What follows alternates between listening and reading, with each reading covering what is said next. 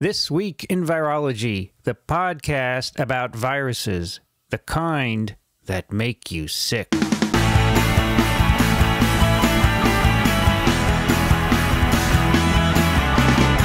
From Microbe TV, this is TWiV, This Week in Virology, episode number 400, recorded on July 27th, 2016. This episode is brought to you by CuriosityStream, a subscription streaming service that offers over 1,400 documentaries and nonfiction series from the world's best filmmakers. Get unlimited access starting at just $2.99 a month, and for our audience, the first 2 months are completely free if you sign up at curiositystream.com/microbe and use the promo code microbe.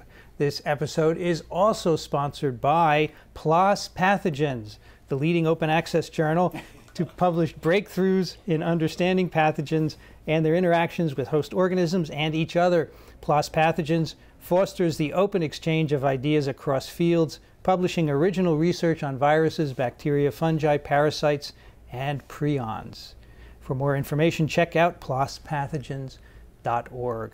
Hi, everybody. I'm Vincent Racaniello, and you're listening to the podcast all about viruses. As you can see, we have a special episode today. If you're just listening, we do have video posted, so you can check that out. And you can see that we're all here, the entire TWiV crew. We're all here in New York City, and we have a very special guest. So joining me right here in New York City, Dixon Despommier. Hello, Vincent. How are you? I'm well, thanks. This podcast is 8 years old next month. It is. And episode number 1, I cajoled Dixon to do it. Cajoled. So thank you for that. Also joining us, normally from Western Massachusetts, but here in New York City, Alan Dove. Yes, I drove on down just for this. I hear the traffic was bad. Yes, right? it was quite bad. Really? But I like the way you said we have a very special guest and then you introduced Dixon. So all those people who complain that you're not being nice to Dixon can right. now No, he's quiet. highly flattered, by the way. And people watching the video have already figured out who the special guest Yeah, is, so that's all right. Alan joined us this summer for an episode at Penn State, and for that episode you flew your Yes. plane. Not mine, I rented You it. rented it, but you Yes. can't do that to New York City. It's too You difficult. can, but it actually would take longer than driving from Okay. Western Massachusetts. Well, thanks for coming.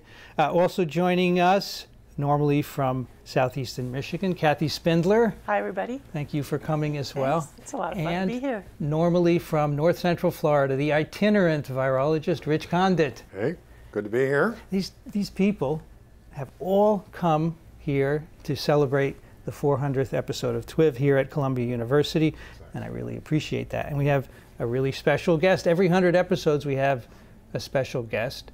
We had, for 100, we had David Baltimore. I forgot who it was to. What did we do on 200 we did, it's not always a special guest, it's always a special episode. We toured the Needle. the Needle, the BSL-4. That's right. For 300, we did an episode. We are our own special All of us guest. at ASM. All of us together. That's right. That was the first time we'd gotten together in Yes. person. And for number 400, we have the Lewis Thomas University professor at Weill Cornell School of Medicine. He's a 1989 Nobel Laureate, former NIH director, former NCI director, former president of Memorial Sloan Kettering Cancer Center, Harold Varmus. Welcome to TWiV. Thank you. I'm going to put 400 in my middle initial. Harold 400 Varmus. Right. What There's a a show title. Harold 400 Varmus, yeah. Don't forget he's a PNS graduate, too. Well, yeah, absolutely. You're back home, right? We'll talk a little bit about that, and we want to hear a little bit about you and your upbringing and your science. And you've done so many things. We could go on for hours, I would assume, but we're not going We to. have 3 or 4. So.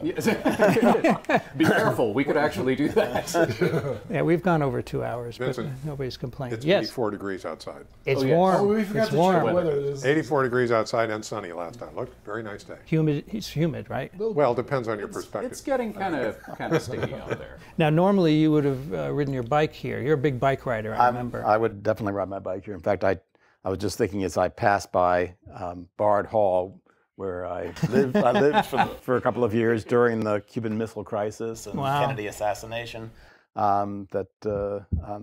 usually when I pass Bard Hall, I'm on my bike coming back from the George Washington Bridge, whipping down. So did you get a chance to drive by the new medical school yet? The new Building. We have a brand new medical school building. Yeah. Well, I know about the buildings in Manhattanville. No, this is That a is brand new building where is funded it? from a gift from Roy Vagelos. I know that Roy had made a donation for it. I don't know exactly where it is. I need to look at it. Just After we're north done. of Bard.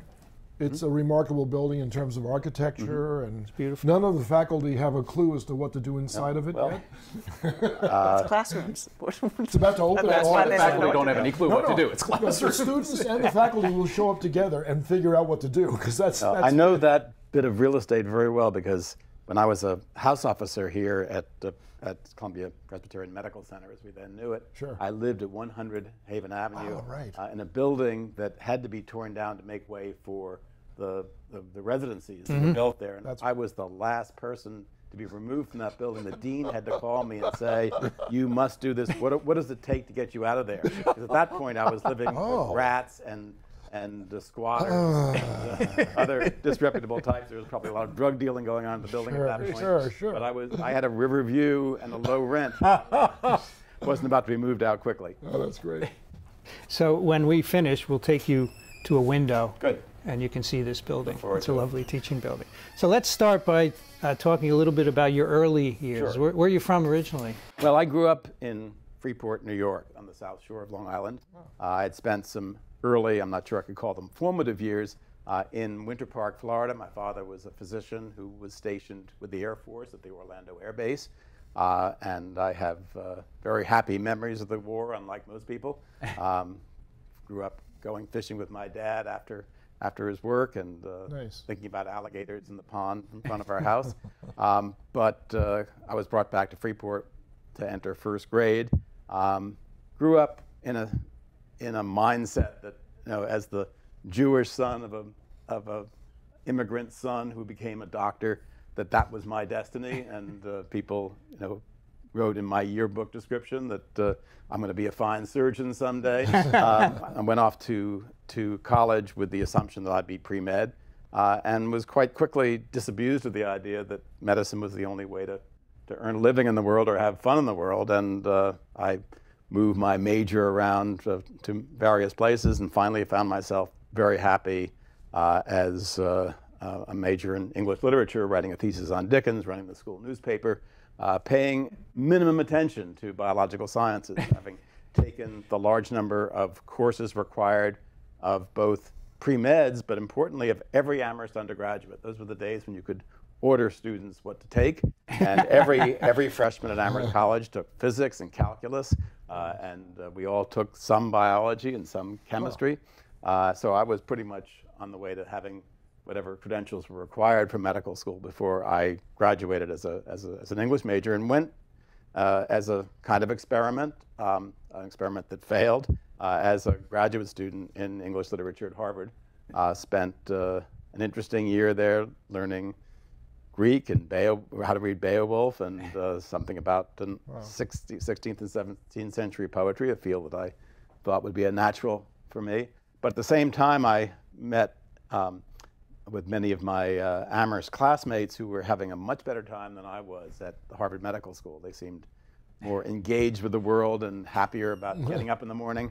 And I gave some serious thought to switching back to medicine.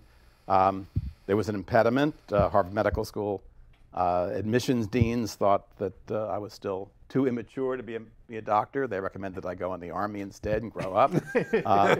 Fortunately, Did you say grow up or blow up? grow up.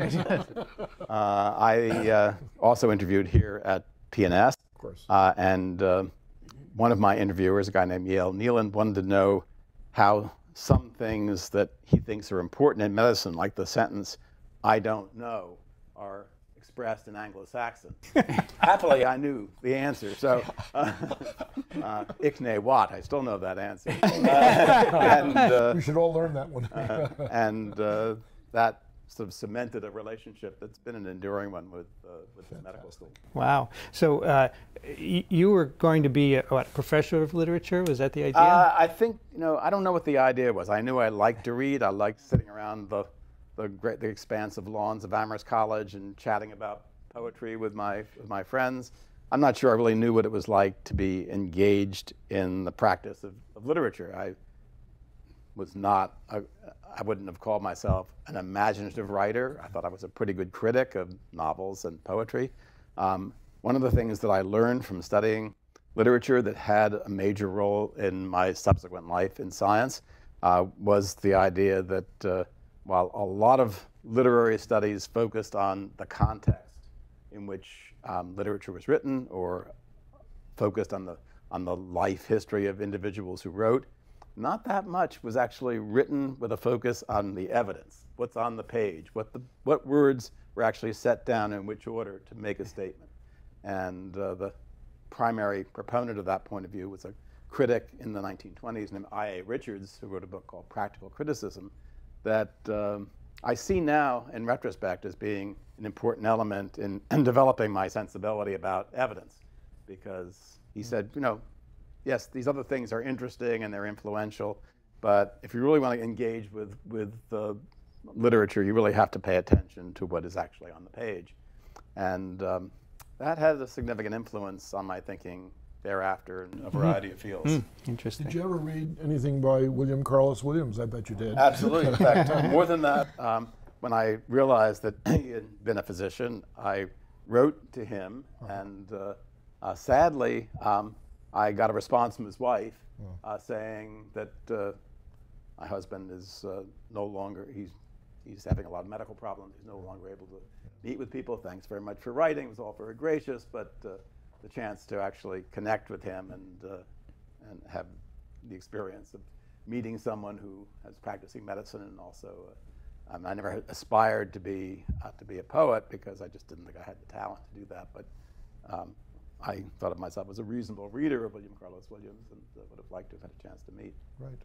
So speaking of writers, you're now the Lewis Thomas Professor. Believe me, I savor that. Quite an essayist. if my chair were named for some wealthy donor who was part of the 0.1%, I'm not sure I'd be so aggressive in promoting the fact that I'm the Lewis Thomas Professor.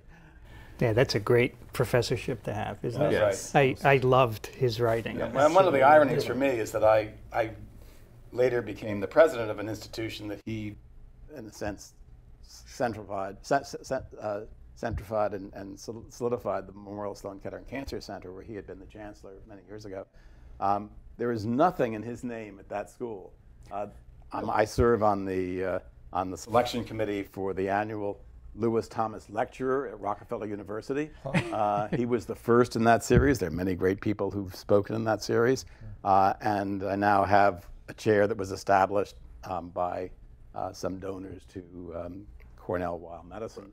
For those out there in TWiV land who may not be familiar with Lewis Thomas, he was president of the Sloan Kettering, right? He was the chancellor at one time. Before that, he had been at NYU as head of the medical school. He was a great rheumatologist and physician scientist. Also an essayist who published his essays in 2 books, Lives of a Cell. There are actually quite a few books. Lives of the Cell is the most famous. And The Medusa and the Snail. That's number 2. They're actually quite a set. Okay. This began when the New England Journal, very wisely, invited him to write, I guess, a more or less monthly essay about biology. And Thomas had a way of taking a new emerging phenomenon, cell biology, for example, and showing us how some fundamental aspect of cell biology was deeply relevant to the study of medicine.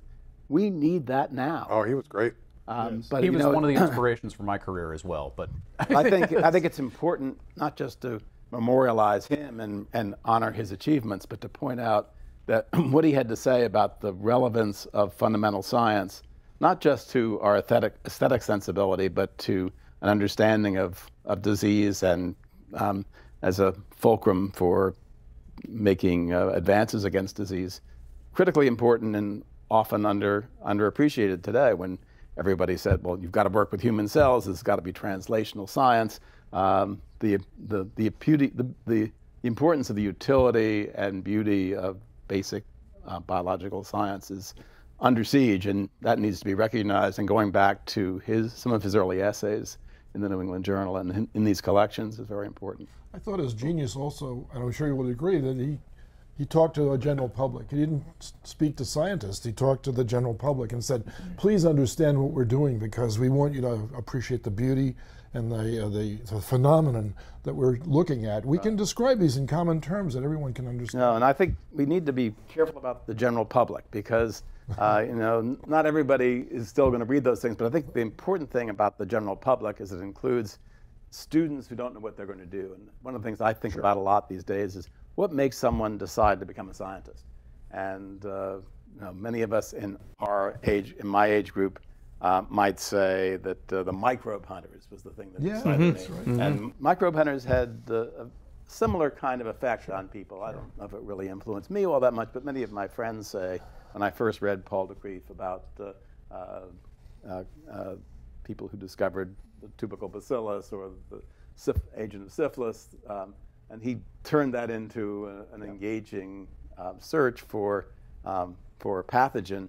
I think what Thomas did was to turn an understanding of disease mechanisms into a passionate search that also had a kind of aesthetic that I don't think Paul TWiV ever ran up to. So then you got into PNS, obviously based on that. Thank God. Interview. Oh yeah. Came here. You spent 4 years Bless this here. school.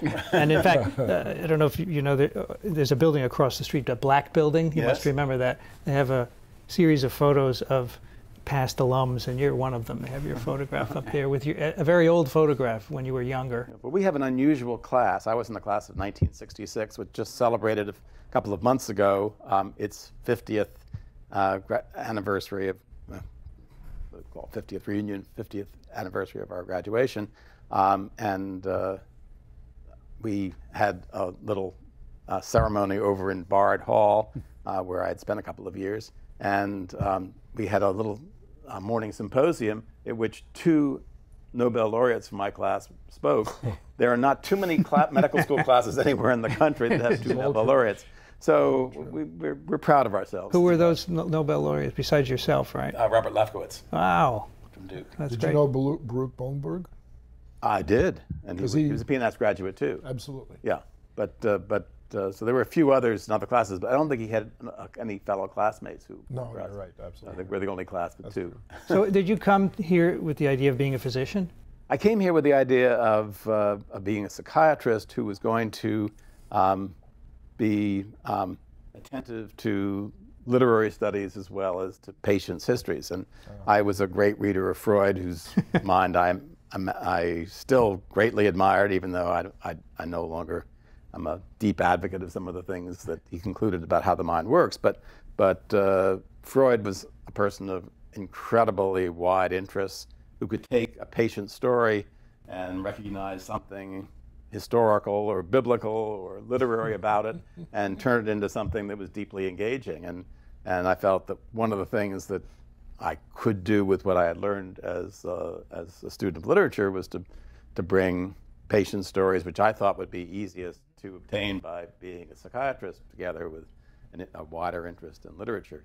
It turned out that once my teachers in the psychiatry department put me in a room with a psychotic young woman who was really not telling me a story, she was screaming. So I was not learning the kind of thing that Freud was learning from his neurasthenic and neurotic patients. And I began to realize that I didn't have the temperament to do psychiatry, but that the stories I found more interesting were the stories of somebody developing a chronic disease and someone I would meet on the medicine wards who would tell a story about how an endocrine disorder was originally thought to be a psychological problem, and how an understanding of biochemistry of the thyroid tissue or the pancreas would lead to aberrations of normal physiology. So you and Eric Kandel would probably get along well. Eric and I are good friends. Okay. He has that same type of trajectory. In fact, you can still see on YouTube me and Eric having a long conversation on the Charlie Rose show when Charlie was out sick, and I was the host, and Eric's book, In Search of Memory, had just come out, and I had the chance to interview him for an hour. And I think of all the things I've ever done in the public domain, that's the one of the things I'm most proud of. I sold a lot of books for Eric. So by the time you graduated, the idea of being a psychiatrist was gone. What? Oh, long gone. By then I had gone through a number of permutations, and I was interested in what we then called tropical disease. I spent several months in a town called Bareilly in Uttar Pradesh, India. I was disabused of that because I found it just appealing at one level, but too primitive for someone who had learned as much as I had learned at PNS about how disease works. I just didn't see the prospect of doing things. And I became interested in the idea of doing something that allowed me to think about disease mechanisms while working with patients who had medical disorders in the Department of Medicine in an academic center. Here we're now approaching the topic of this show because we're going to say how I became a virologist. Right. Finally. Maybe not virology this week, but virology 45 years ago, and that's fine. So at that point, we had something called the Berry Plan. I was exempted from military service as a physician, but as soon as I got this damn degree, I was subject to the draft. So you were a yellow beret? Coming to that. Okay. You're stealing my line. Sorry.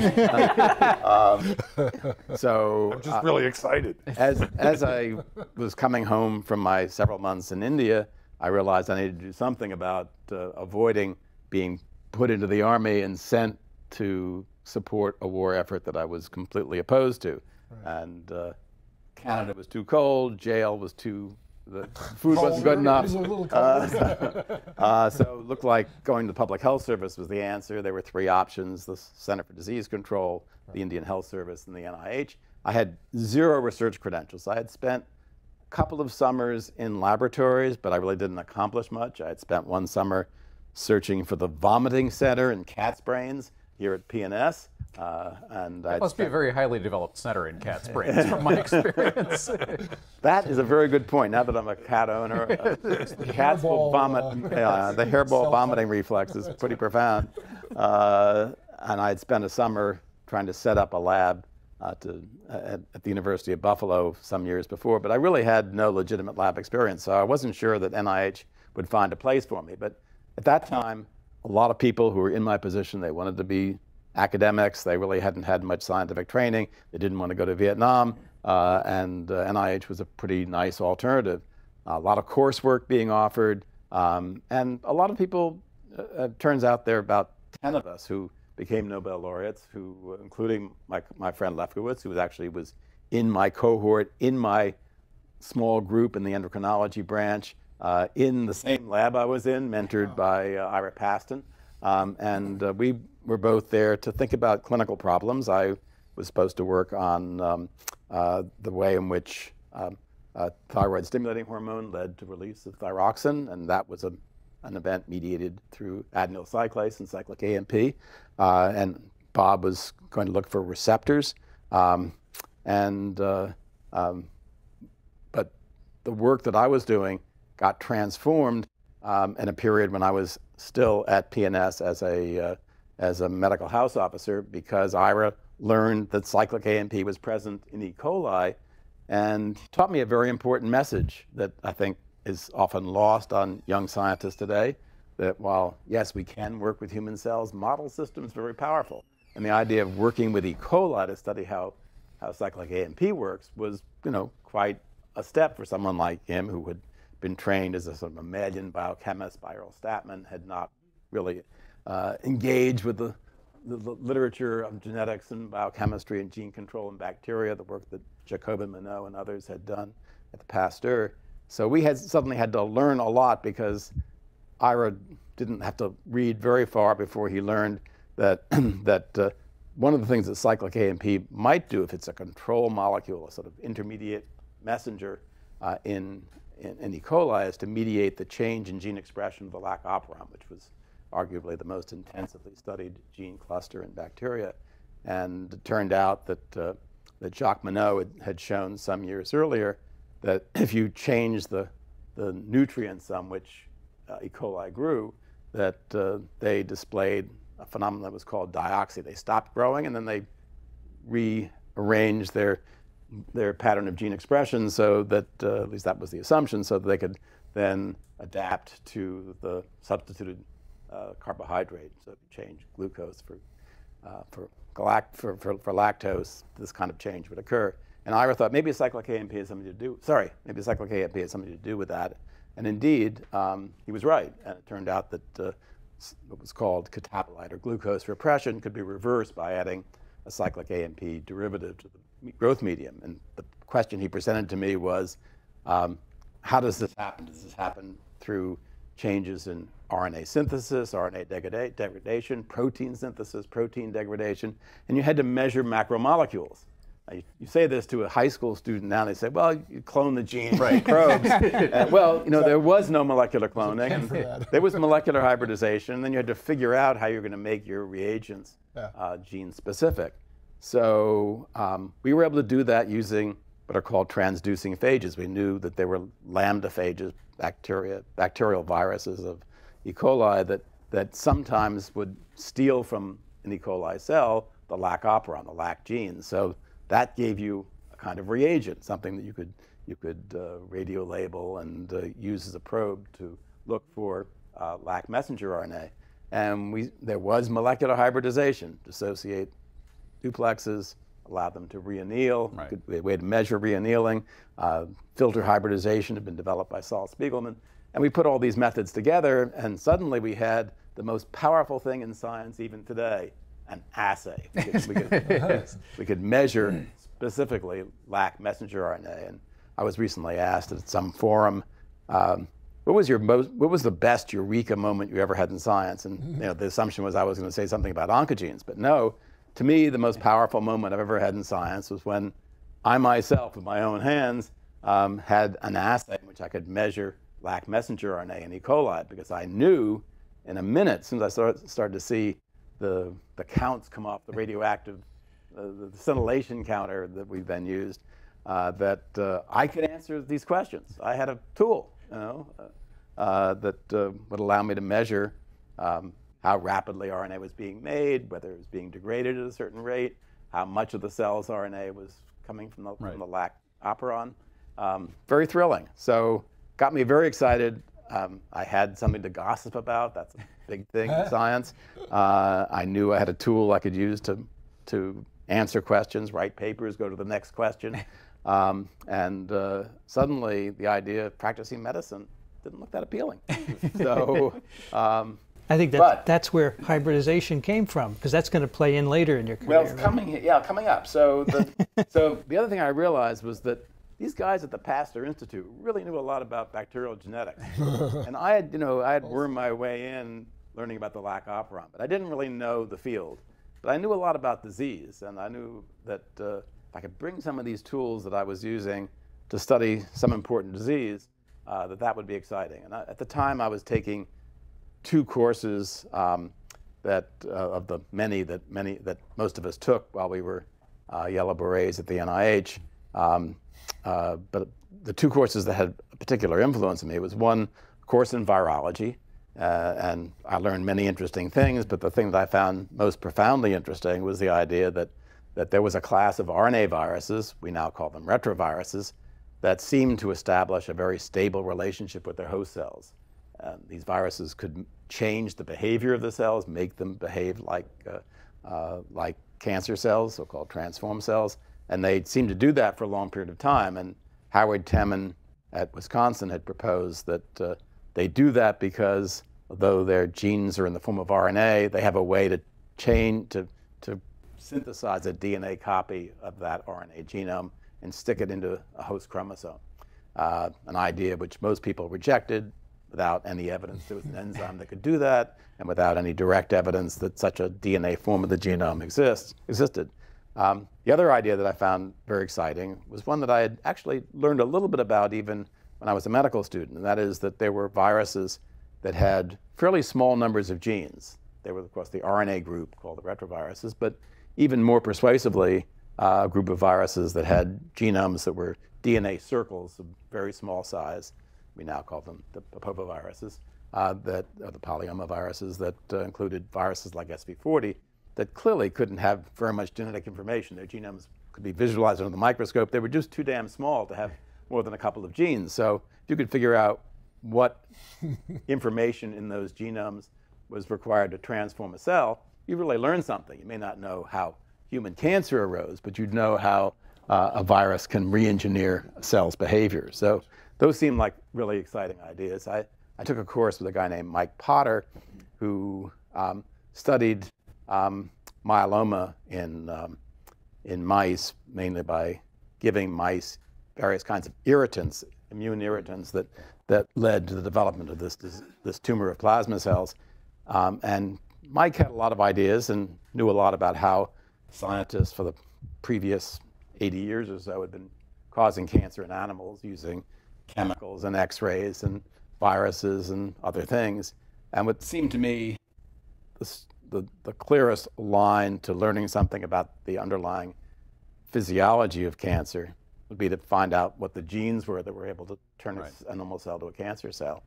And although Mike himself was interested in a lot of things and was not persuaded that viruses were the way to go, I was, and I thought I just have to decide which of these cancer viruses that cause tumors in animals would be the most productive to work with, the most amenable to experimental approaches, most likely to be yielding information about which genes were important. So was it more or less accepted at the time that cancer was a genetic disorder? That there would be cellular genes? Not fully accepted. In fact, one of the great ironies is that the man for whom the virus I did most of my work on initially was named, Peyton Rouse, who discovered Rouse sarcoma virus, we'll come to in a moment, had proclaimed in a number of papers later in his life, which meant in the 60s, that he didn't think that cancer was really a genetic disease. And so there were a lot of theories about how viruses might play a role, but didn't have to be necessarily genetic. It did seem to me that there were other things. I don't know. So this is one of the tricky things about describing your own intellectual history. It's hard to know when you learn various things. Right. But we did know at that point that people who were exposed to mutagens, whether chemical mutagens or X-rays, were at a higher risk of cancer. We knew that cancer was a disease in which cells displayed persistent change in function, which sounded like a genetic phenomenon. We knew that there were families in which cancer arose. I mean, we now sometimes think, well, only recently have we found out that what genes are involved. But we knew there were families that had high incidence of cancer, and that had been shown even as early as the mid-19th century. They were the chromosomal work of Bovary and others who were actually developmental biologists working with primitive organisms who knew that when cells behaved strangely during development, they frequently had multiple chromosomes or loss of chromosomes. And if you go back to Bovary's work, which I had not read at that point, but I knew a little bit about it, he had a pretty good concept of what dominantly acting genes and recessively acting genes how they might contribute to cancer, without knowing specifically what those genes might be. So there was a lot that suggested that genetics played a role. But you're absolutely right. At that point, I mean, nobody had their hands on the genes. Okay. And there were two big goals here. One is, what is the physiology of this change in cell behavior? And secondly, can we identify the specific genes that play a role not just in cancer in animals, but of course cancer in human beings? Okay. So all this thinking you're doing while you're at the NIH, right? Yeah. And so, what did it lead to? So what it led to was the fact that, first of all, ironically, in view of subsequent history, I was not all that happy being in the government. I really wanted to be back in an academic setting. I liked being at Columbia. I liked being at Harvard. I liked being at Amherst. I wanted to go back into academia. Number two, Washington was just too damn hot and humid most of the time. And I had been out to California on some trips. I had learned to go fly fishing and go hiking and backpacking. And I wanted to go to California. And then third, I thought, I really shouldn't, I've sort of wasted my literary training in part. And I didn't want to waste medical school. So I thought, maybe I should do something that's disease related. And having learned what I learned about cancer, I thought, well, I can do something in this area. And the trick is to find out, I knew I wanted to work with viruses. I wanted to use my skills as a molecular hybridization person. And I thought, all right, I'll shop around and see how I can get going. Well, I found that there were people out there in California who were doing some things, and among them was a guy named Renato Del Becco, whom you probably know because he later won a Nobel Prize for his studies of polyoma and SV40 virus. And people probably just know him because of his media. The medium, yes. That's a shame. It is. Renato was a very colorful and guy with brilliant scientific history. Del Becco and Eagle are best remembered, yes. but when I wrote to Renato, I heard twice from his secretary that Dr. Del Becco didn't have any room in his establishment for people like me, so that didn't work. Then I went to see a good avian RNA virologist at Stanford, and then went to see the guru of the Rous sarcoma field, Harry Rubin at Berkeley. And Harry was and still is a bit of an iconoclast. He doesn't like to listen to what other people say, and likes to stay away from meetings, and doesn't want to know what other developments are going on, doesn't want to be influenced by other people's thinking. And that's not the way I operate. I think science is largely a product of individual intellect, but it needs confirmation by the community. And one of the things I find interesting about the sociology of research is that the great things are products of individual intellects, but there's got to be consensus, there's got to be agreement. What you've done actually is not only good and interesting, but probably right, at least it's what we think is right at the time. But during my conversation with Harry over in Berkeley, he said, there's a group over at UC San Francisco. You probably haven't heard of these people. They're just starting out. One of them is a former student of mine, Warren Levinson, who's trying to set up a laboratory to study Rous sarcoma virus. He's got some colleagues, one of whom I had heard of, a guy named Leon Leventhal, who had been at the NIH as a virologist, who actually worked with Harry Eagle at one time, so he knew about Eagle's medium at least. And he has another guy working with him named Mike Bishop, who works on poliovirus. Right. So I went over to UCSF the next day, unannounced, and just walked in. There's little Mike and Leon around, and they're eating in the Golden Gate Room, having lunch. Golden Gate Room. I mean, doesn't that sound good? So I was amused by that, and then they turned up, and Mike had basically the same kind of background I had had. He studied history at a small college.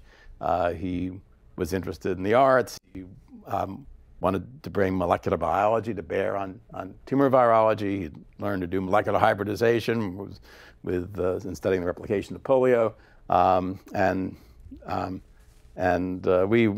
we just hit it off from the very beginning, and so I decided right there and then I was going to join their lab and become part of the team effort. Mike had a faculty position there. He had been recruited there.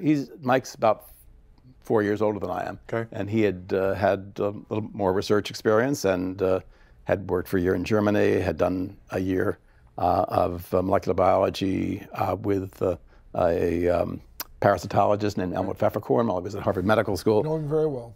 Good friend. Leon, who had been working on poliovirus and hepatitis viruses, had come to UCSF even when I went there in 1970, but certainly in the 5 years before that, was basically an unknown entity. It was very far from the center of power. That was changed by jet airlines, changed by the arrival of a great clinician, Holly Smith, and by the arrival of Bill Rudder and Gordy Tompkins to set up a biochemistry department. Suddenly the place was beginning to roll. And Mike went there, as he says in his memoir, because he knew that the East Coast places didn't really need him. He would be needed and useful in a place like UCSF. By the way, some of these recollections, for people who have a greater appetite than even I might have at the moment, can all be read in a memoir, which I am not advertising as for sale. It's freely available on the web. Was sold for a year, but now as a strong advocate of the idea that academics like me who write books should put them in the public domain within a year or so. You can find my book on PubMed and download it for free. But if you want to hear more about these stories, that's the place to find them. So right now I just want readers, not dollars. Anyway, this atmosphere was enriched not simply because there were a lot of people thinking about similar things, but because they worked as a team, pooled their resources, pooled their technical staff, and created a kind of environment that I think we need to pay more attention to today. Money is tight. We need to use core facilities more than we do. We need to think about having staff scientists who work for teams, and we need to share more of the stuff that we're working on so that the money goes further. In any event, this was a very appealing environment for me. The only question is, what do you do? So the big question that was looming over my mind, well, two big questions, maybe three. One easily answered, which virus to work on? Well, Rous sarcoma virus is what these guys in San Francisco had chosen to work on. That made it easier. Secondly, it turned out that Rous sarcoma virus is really the only retrovirus, as we now call them, RNA tumor virus, that had in a single particle all the genes needed for the virus to replicate and for the virus to cause cancer. That's very important. Third, it was basically an attractive virus. There were cell culture systems worked out for it. Indeed, the very first in vitro tissue culture assay for transformation using viruses had been worked out by Temin and Rubin some years before. You could count the number of infectious particles, the number of transforming particles. You could do all kinds of interesting tests. So two big questions. How does a virus like that cause cancer? How does that virus grow? Back to the Temin provirus hypothesis. Well, here's something that happened that I think is worth, especially young folks who might have the patience to look at this or listen to this might want to think about. I persuaded my wife, who had never been west of Iowa, that we ought to go to California, and we set out for the West Coast. On the way, we stopped at a Cold Spring Harbor meeting, a Gordon conference, and I learned two incredibly important things. First, Howard Temin and David Baltimore had discovered reverse transcriptase. Suddenly, the provirus hypothesis, which was something I had set out to try to test because there was so much skepticism about it, turns out that it's almost certainly right. There's an enzyme that can do that damn thing, make a DNA copy of an RNA template.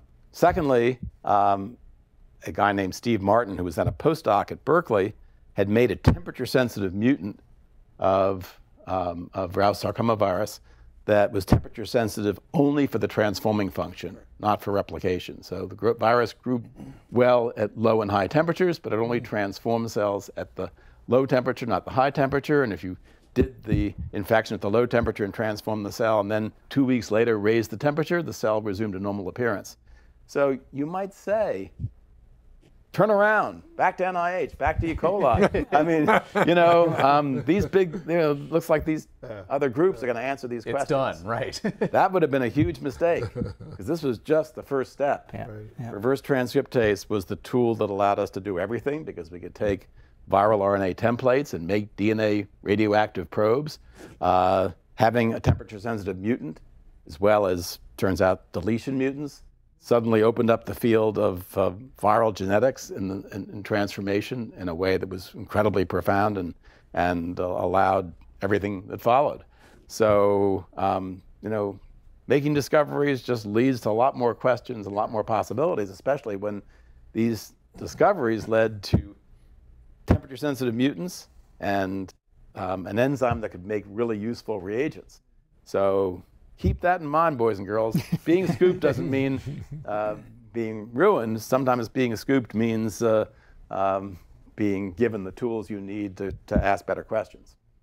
So your focus in entering into this, you're really interested in oncogenesis, is that right? I'm interested in both, because I thought the replication cycle of these viruses is going to be incredibly interesting. Okay. After all, doing something that is unheard of in biology. We were all brought up, I would say I was brought up, but at some point in my life I had learned the central dogma. The central dogma was DNA has the information, you read it out as RNA and you translate that to make protein. Now, Crick, who wrote the central dogma, always pointed out correctly that nothing that he said excluded the idea of information in RNA becoming information in DNA.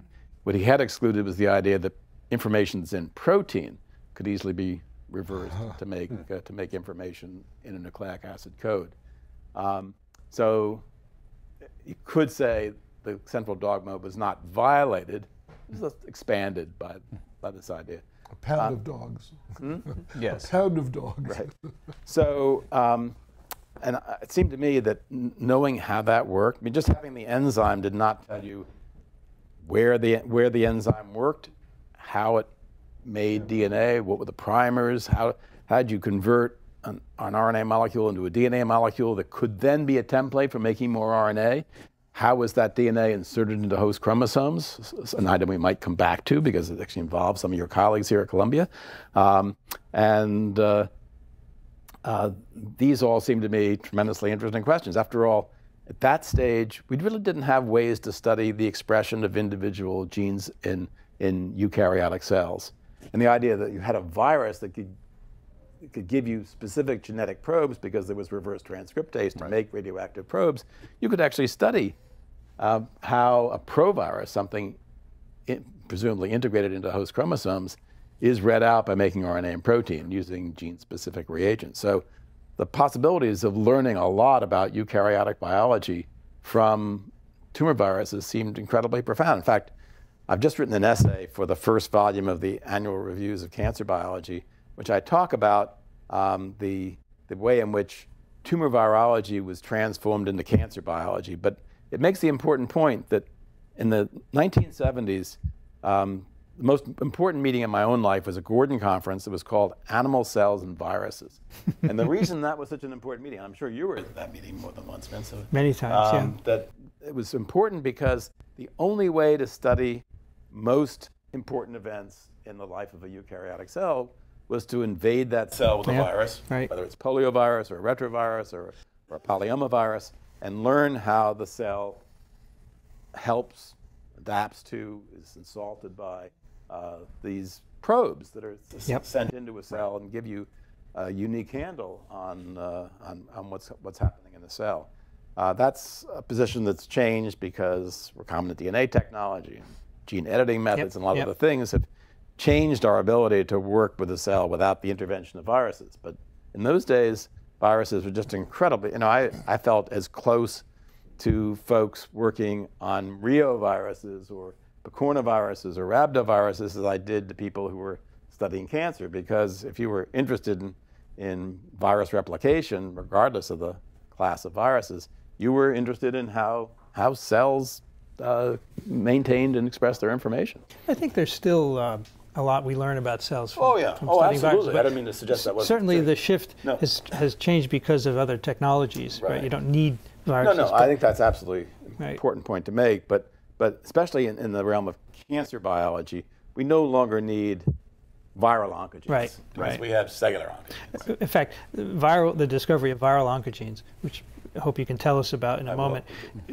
told us how cancer works, and we went from there, because there are no human transducing retroviruses, essentially, and there are other mechanisms, but we know now there are genes in cells which, when altered. So you were there for over 20 years, right, at the UCSF? Right, 23 years. And 2 years off for good behavior. Sabbatical. Well, we don't want to laugh too much about sabbaticals because, and this is a peripheral point, but I don't think we as academic scientists take enough sabbaticals. We're too wedded to our labs. Totally agree. I've never taken one. Have you taken a sabbatical? I did. A great sabbatical. I went to Phil Sharp's lab.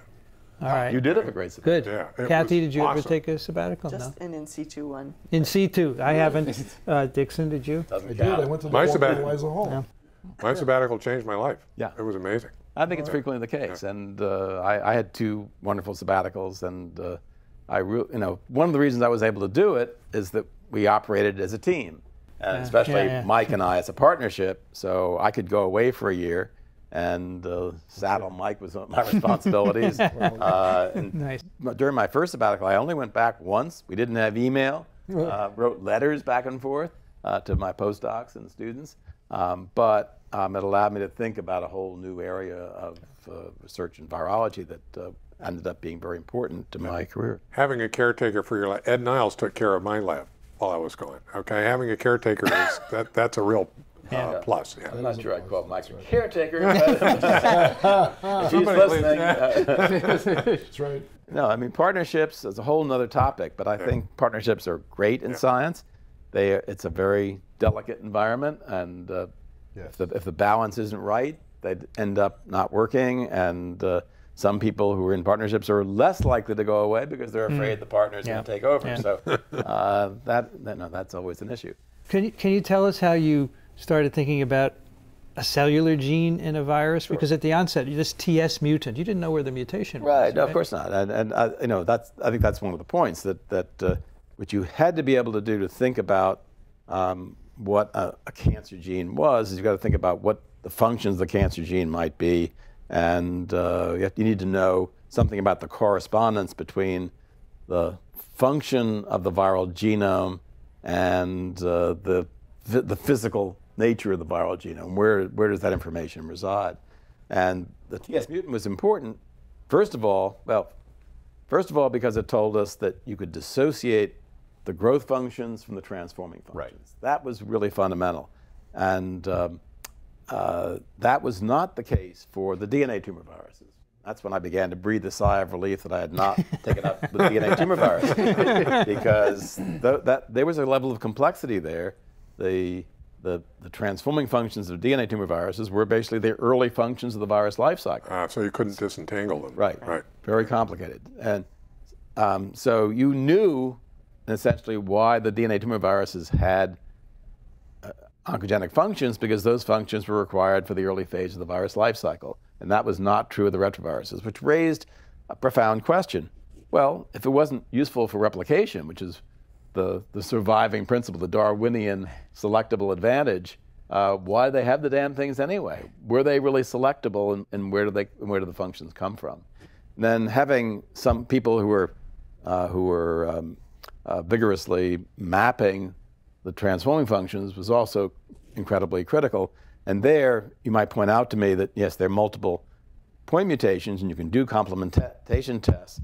Those tests, for those of you who have some sophistication about genetics, led to a somewhat confusing result, because you could try to map by doing complementation studies, but it turns out that retroviruses have such a high rate of recombination that you really can't do those studies easily. However, our great buddy and critical collaborator, Peter Vogt, who spent much of his career in which I worked with him at the University of Southern California, had been also isolating so-called transformation defective deletion mutants of Rous sarcoma virus.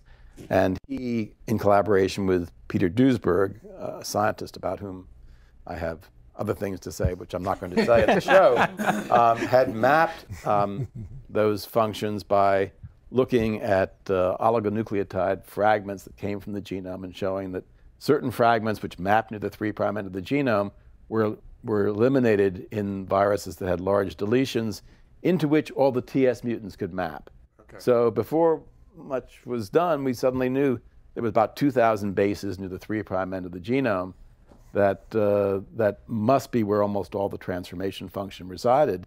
And what's more, not only was that useful information, but you could envision, and here I was hearkening back to work I had done on the lac operon in E. coli, you could use the deletion mutants as a way to isolate radioactive cDNA that's specific for the transforming function, which we began to call SRC, SRC, the viral SRC gene.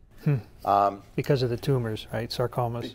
Right. So the virus was called Rous sarcoma virus because Peyton Rous discovered that virus in 1910, believe it or not, at Rockefeller Institute, as it was then called, when farmers brought him chickens with tumors, and he made an extract, a filtrate, and viruses should be the only microorganism that passes through a tight filter and gives him a virus that was then used to infect other animals. So I did my postdoc at Rockefeller during that golden era of 60s and 70s. Yeah. No, the golden era was 1910. You didn't No, wait a second. Okay, I did my postdoc in 1910, and I got to see the tumor.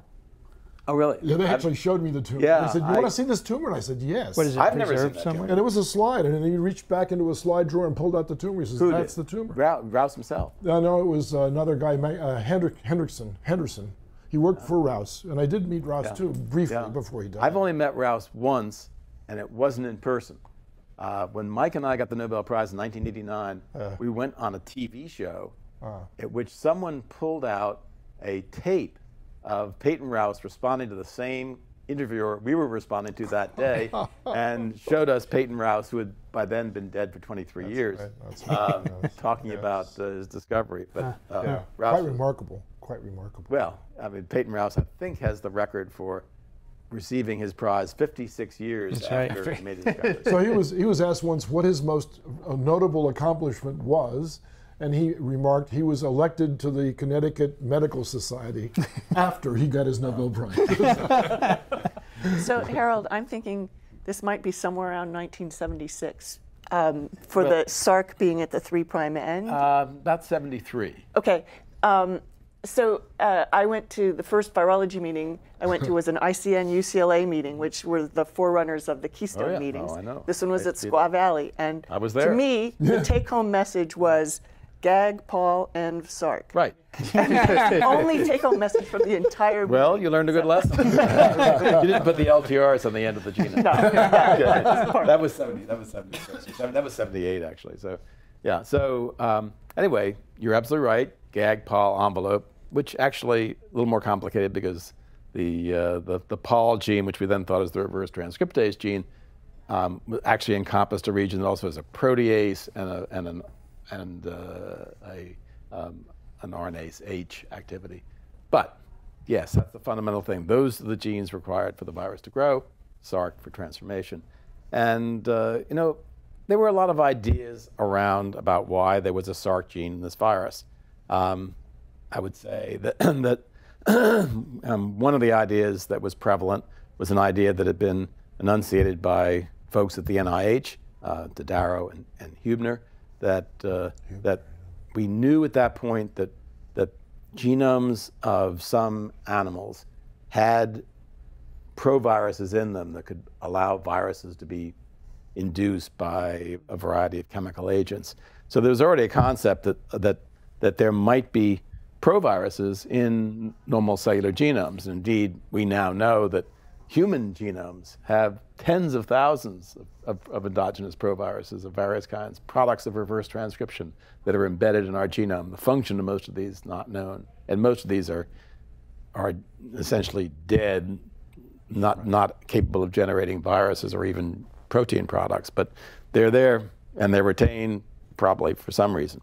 But so one idea was there might be endogenous proviruses that contain oncogenes, and that whatever induced proviruses to make virus particles or viral antigens might also make transforming proteins that could be involved in transformation. But there were other people who said, but none of these viruses cause transformation, so that idea doesn't really make any sense. And one of the things that motivated our experiments was the notion that we might be able to find a gene from which, a cellular gene from which this virus emerged. But I think, you know, well, that's a sophisticated way of putting the virus, or putting the experiments that we then did for heuristic purposes. The fact of the matter was that we did those experiments, at least from my point of view, because they could be done. That has a lot to do with why you do experiments. By those experiments, you're talking about looking for a cellular looking for the cellular equivalent of the viral to me, that's SARC the gene. huge leap. That's the huge leap. Okay, but let me just point out that the theoretical basis for doing those experiments is not the only factor. Huge factor here was just the pragmatic aspect that we knew we could make a probe that was specific for that gene. Okay. And then it would be cool to do it. And then it was cool to do it, and you would get an answer. Yeah. Is there a gene in these cells that actually resembles the viral SARC gene? And then you could try to figure out what it's all about later on. And in fact, just finding it doesn't really tell you what the gene is or what it does or how it might play a role in human cancer. The first thing was possible to do it. So one of my postdocs said, all right, I'm going to try to do, to select some radioactive DNA. Remember, there was no way at that point just to make a probe that's specific for the Sark gene. You had to make a probe that comes from the Rouse sarcomavirus genome. But we had this other mutant, the deletion mutant. And you could use the deletion mutant to suck off the stuff that comes from the replication genes. And what's left is specific, is the stuff that was not in the deletion mutant, the Sark part. This is because there's no cloning at this point. No cloning. Right. No cloning. No cloning, no PCR, no sequencing, right. So you make a lot of cDNA, and you hybridize most of that to a transformation defective deletion mutant. And so you get rid of the radioactive stuff that comes from the replication genes and the control elements. And what you're left with is something that's equal to the deletion mutant. Now, deletion mutant, and we're going to get into a little bit of subtlety here since this is a virology show, that deletion mutant isn't necessarily co-substantial, co-extensive with the gene exactly. You know, could be part of the gene, all the gene and more, a lot of ways to think about that. Because we didn't, nobody had cloned and sequenced the Rouse sarcomavirus genome at that point. We didn't have the tools to do that. There was almost no sequence. You could sequence 5 bases in our EchoR1 site, but couldn't sequence large amounts, and there was no cloning. So we had some genetic reasons to think that the gene and the deletion were probably more or less co-substantial. That turned out to be incredibly right. I mean, it just that's not due to anything we did. It's just the way the system happens to work. There are repeat elements on 2 sides of the gene. So we were able to do the experiment, and you have to do it in the right way, it turns out. There was another lab that was trying to do the same kind of experiment using labeled RNA as the probe rather than the radioactive DNA. And when you do it that way, you don't get the right answer. So, because the hybridization kinetics don't allow you to see what you need to see in the chicken genome. But we were able to show that when you hybridize to chicken DNA, and the virus had been found in chickens, that was the obvious place to go, the Sark probe hybridized to normal chicken DNA. Now, the replication genes did too. And they did because we knew that normal chickens have so-called endogenous proviruses. So a little hard to know what we're looking at. Are we looking at a viral gene that's embedded in host chromosomes? Are we looking at a cellular gene? We really didn't know at that point. So the next question is, well, maybe evolution will teach us something. And at that, excuse me, one technical point. At this, we aren't even doing southern blots, right? No, we're doing solution hybridization. Solution hybridization. Oh yeah, solution hybridizations. Yeah, okay. Yeah. And looking at kinetics. All right. Okay, so here's some things you can do. One thing is to look at other species, closely related species. Right. Second thing you can do is look at the stability of the hybrids you form. Are they really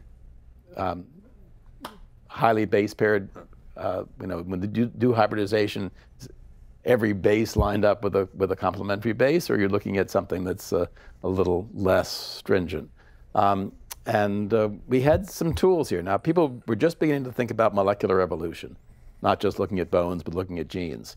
And one of the people doing that was a great person at UC Berkeley named Alan Wilson, who had been using not DNA and RNA, but using immunological reactivity as a way of measuring the distance among birds. And he had antibodies against ovalbumin that he would use to detect ovalbumin in different birds and look at the degree of stringency required for these reactions. Okay.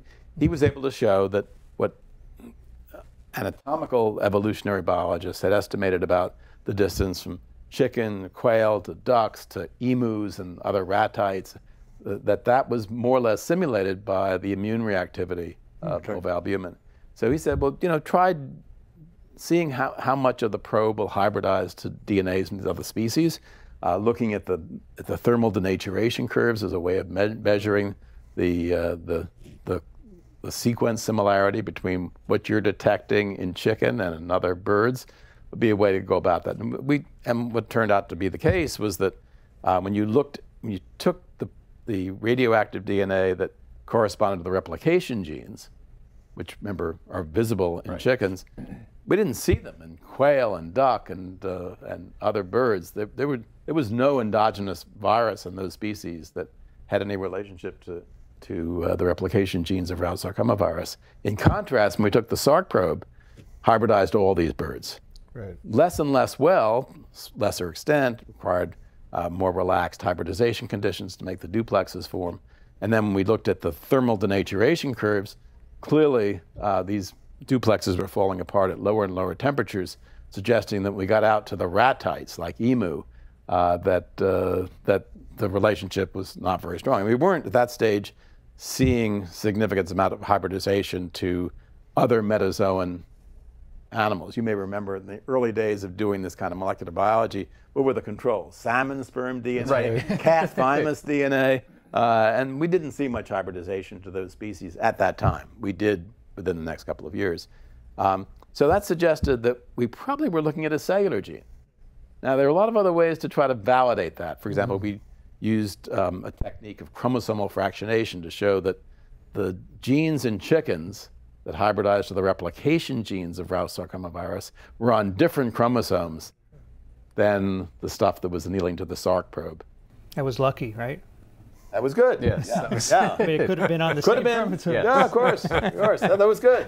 And then there were other things we tried to do. And of course, ultimately, you do the real thing. And to cut to the chase a little bit here, because time is not infinite,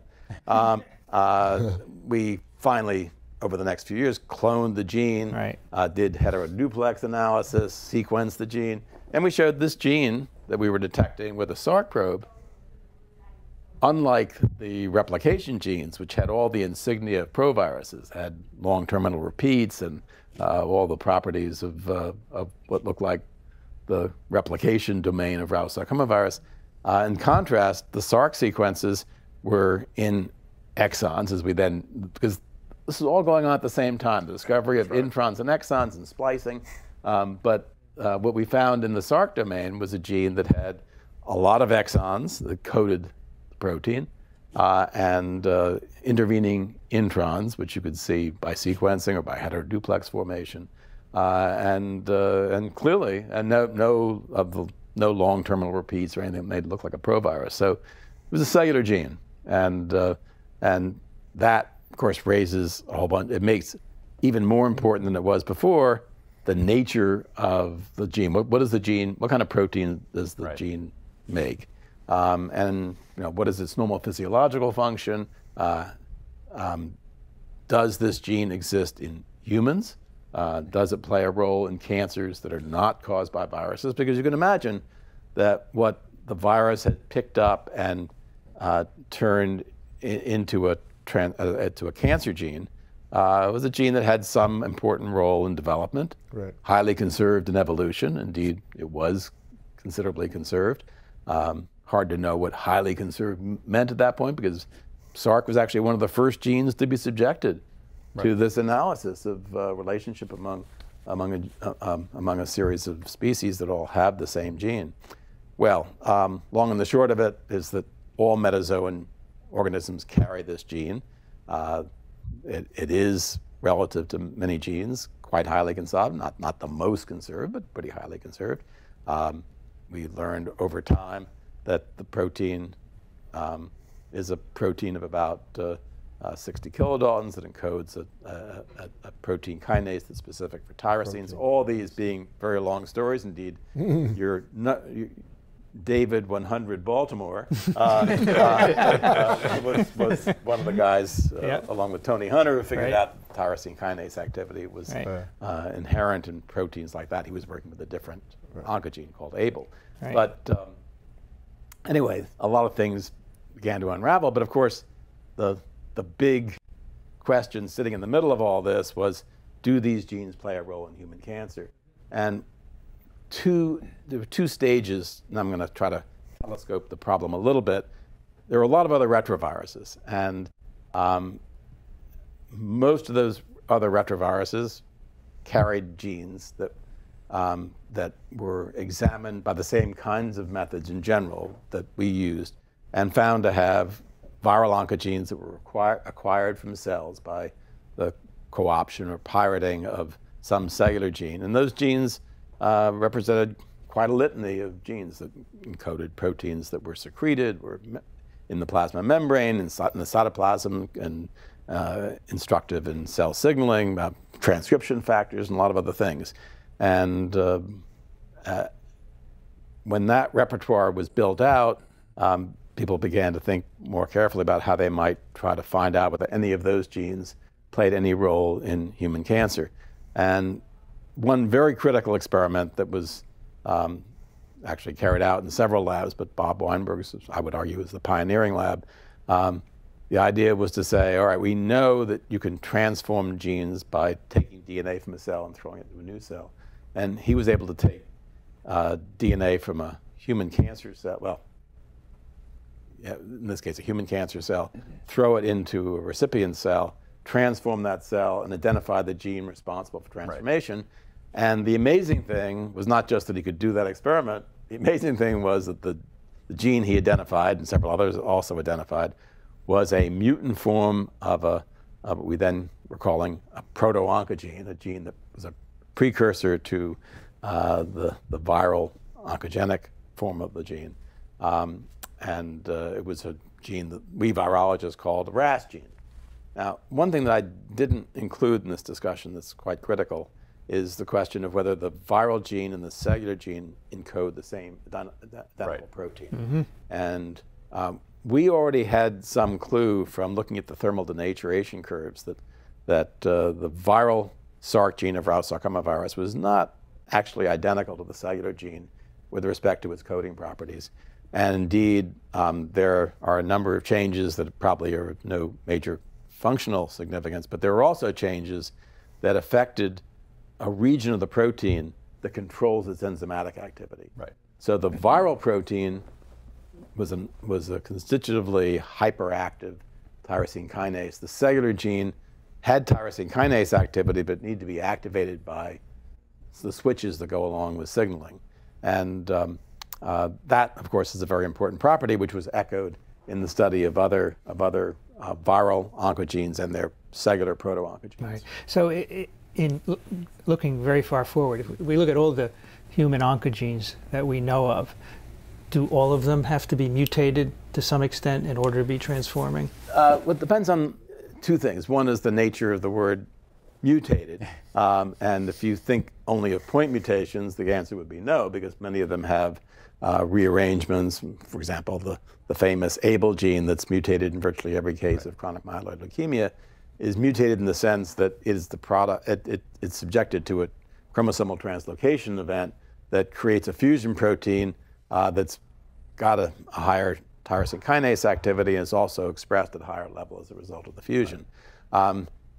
There are genes that seem to play a role in transformation simply because the gene is amplified or the gene is right. being expressed at a higher level. So there are lots of ways, now that we know literally hundreds of genes that can play a role in human cancer, the menu becomes pretty diverse. But I will say one thing that I think people need to understand, that one of the great things about what happened in the study of retroviruses is that we delivered to the cancer research community through the use of retroviruses a litany of about 20 or 30 genes well before any human genome project was done or the cancer genome atlas was carried out in the last 10 years. These 20 or 30 genes are still the most important set of genes in human oncology. RAS genes, tyrosine kinase genes, receptors, some of the secretory proteins, transcription factors, and no one would deny that we look at the list of important human oncogenes that many, if not most of those genes, are either genes that were once found as retroviral oncogenes or relatives, because we now know that genes are in families. They're 9 members of the Sarc gene family. The receptor family has a lot of genes. This episode in the history of virology, to get back to the topic of the show, that virology got us ahead of the game. And it's a parallel to what happened with AIDS. We were ahead of the game when AIDS appeared because we studied these interesting viruses and learned how they grow. And it was apparent as soon as the cause of HIV was known as soon as the cause of AIDS was known to be HIV, that there were going to be targets for intervention: reverse transcriptase, integrase, protease. Right. Yep. Enzymes that are incredible. If that had been the first retrovirus we discovered, we would have been in a real mess. We would have taken 5 or 10 years to sort that out. So I have a question about the litany of oncogene discoveries and the success rate in preventing cancers. How has that meshed with the real world? Well, success, I would say, probably little relation except a kind of atmospheric with respect to prevention. Or curing. Well, let's start with, but prevention is important, often ignore it. Sure. I think what we learned is the importance of mutagenic events. And that, I mean, that's something we might have intuited anyway, but it just became a concrete fact. We had the genes from cells, normal cells, from cancer cells. They were mutated. You can even look at those mutations and say, that's the kind of mutation you get if you expose cells to the kinds of carcinogens that are present in tobacco smoke. Right. Well, if you ever want to really convince yourself, or if someone's skeptical about exposure to sunlight and melanomas, you look at melanomas, what you see are C to T changes, just the kind of thing that happens when you have UV light strike a cell. I mean, QED. And you know, put on your sunblock and your broad-brimmed hat. So especially when you trot fish. You know, all those things I think added up to being important. Now, with respect to therapeutics, critical, because you have to know something about the nature of the mutant protein to begin to think about therapeutics. And in some cases, we've been either very or moderately successful. When mutations affect tyrosine kinases, we probably have a drug for you. If your mutations, the driving mutations, affect transcription factors, we probably don't. If they affect RAS genes, which is true in about 1/3 of all human cancers, until recently, despite 30 years of knowing that RAS genes are important in human cancer, about 30 years we had none. There are some coming down the pike now. I think by next year we'll have some FDA-approved drugs for RAS mutations that are common in certain kinds of cancers. Right. But this has been a struggle, but of course, knowing something about these mutant genes, you know, the involvement of viruses in all these stories has been diminishing to a certain extent. In fact, ironically, you know, despite the fact that I was pleased that I chose to work on retroviruses in 1970, if you say, well, are viruses important in human cancer today? I would say they are, absolutely are, but virtually all the viruses that are commonly important in human cancer are of the DNA variety. Human papillomaviruses, for which we now have great vaccines, truly protective, but not used as widely as they should be. Hepatitis B virus, hepatitis C virus. That's an RNA virus, by the way, but and it's only indirectly implicated, but it's a very strong risk factor.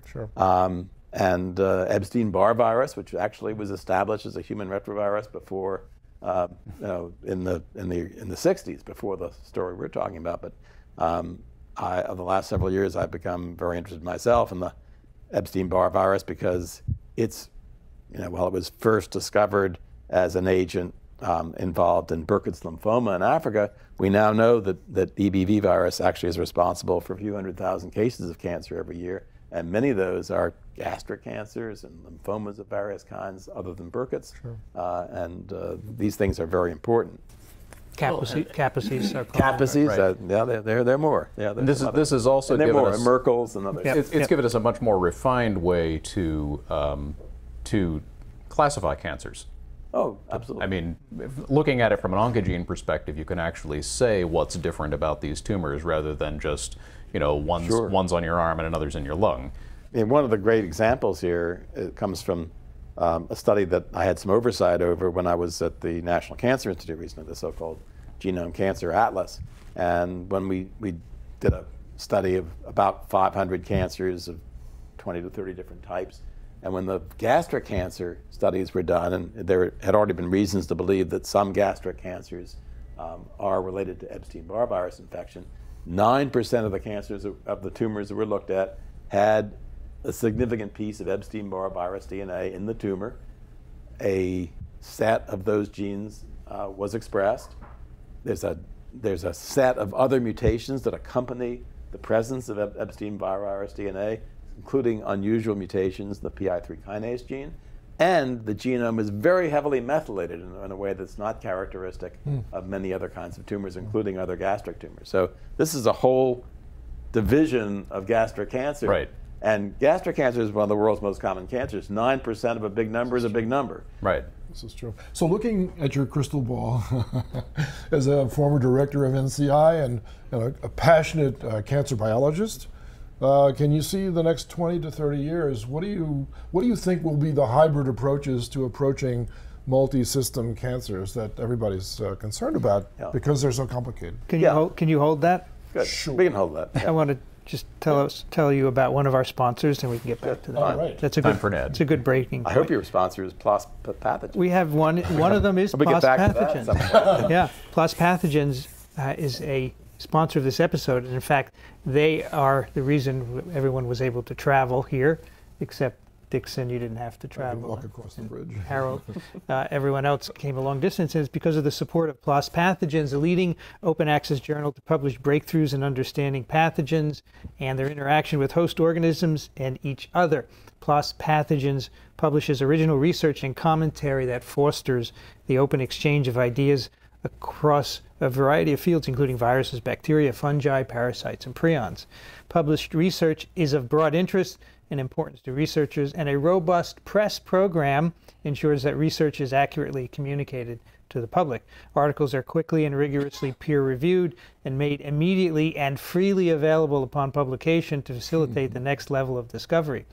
Rigorous in methodology with substantial evidence for conclusions, published articles yield novel insights into mechanistic models or pathogenesis. For more information, check out plospathogens.org. And as I say, we thank PLOS Pathogens for their support of this special episode of TWiV, and it's appropriate because you were one of the founders of PLOS, Indeed. right? Indeed.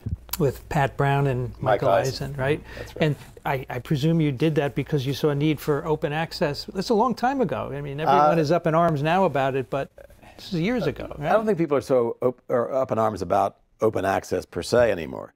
I think that's being very, very broadly adopted. And what I think is exciting a lot of discussion right now is a new movement that I've been involved with to establish the use of preprints in biology. Ah, right. We'll get back to that. But the origins of open access publication come from another field, field of physics and computational sciences, in which Paul Ginsberg established a preprint archive called Archive that had been putting into the public domain original work in physics without any charge. And that was the inspiration for us.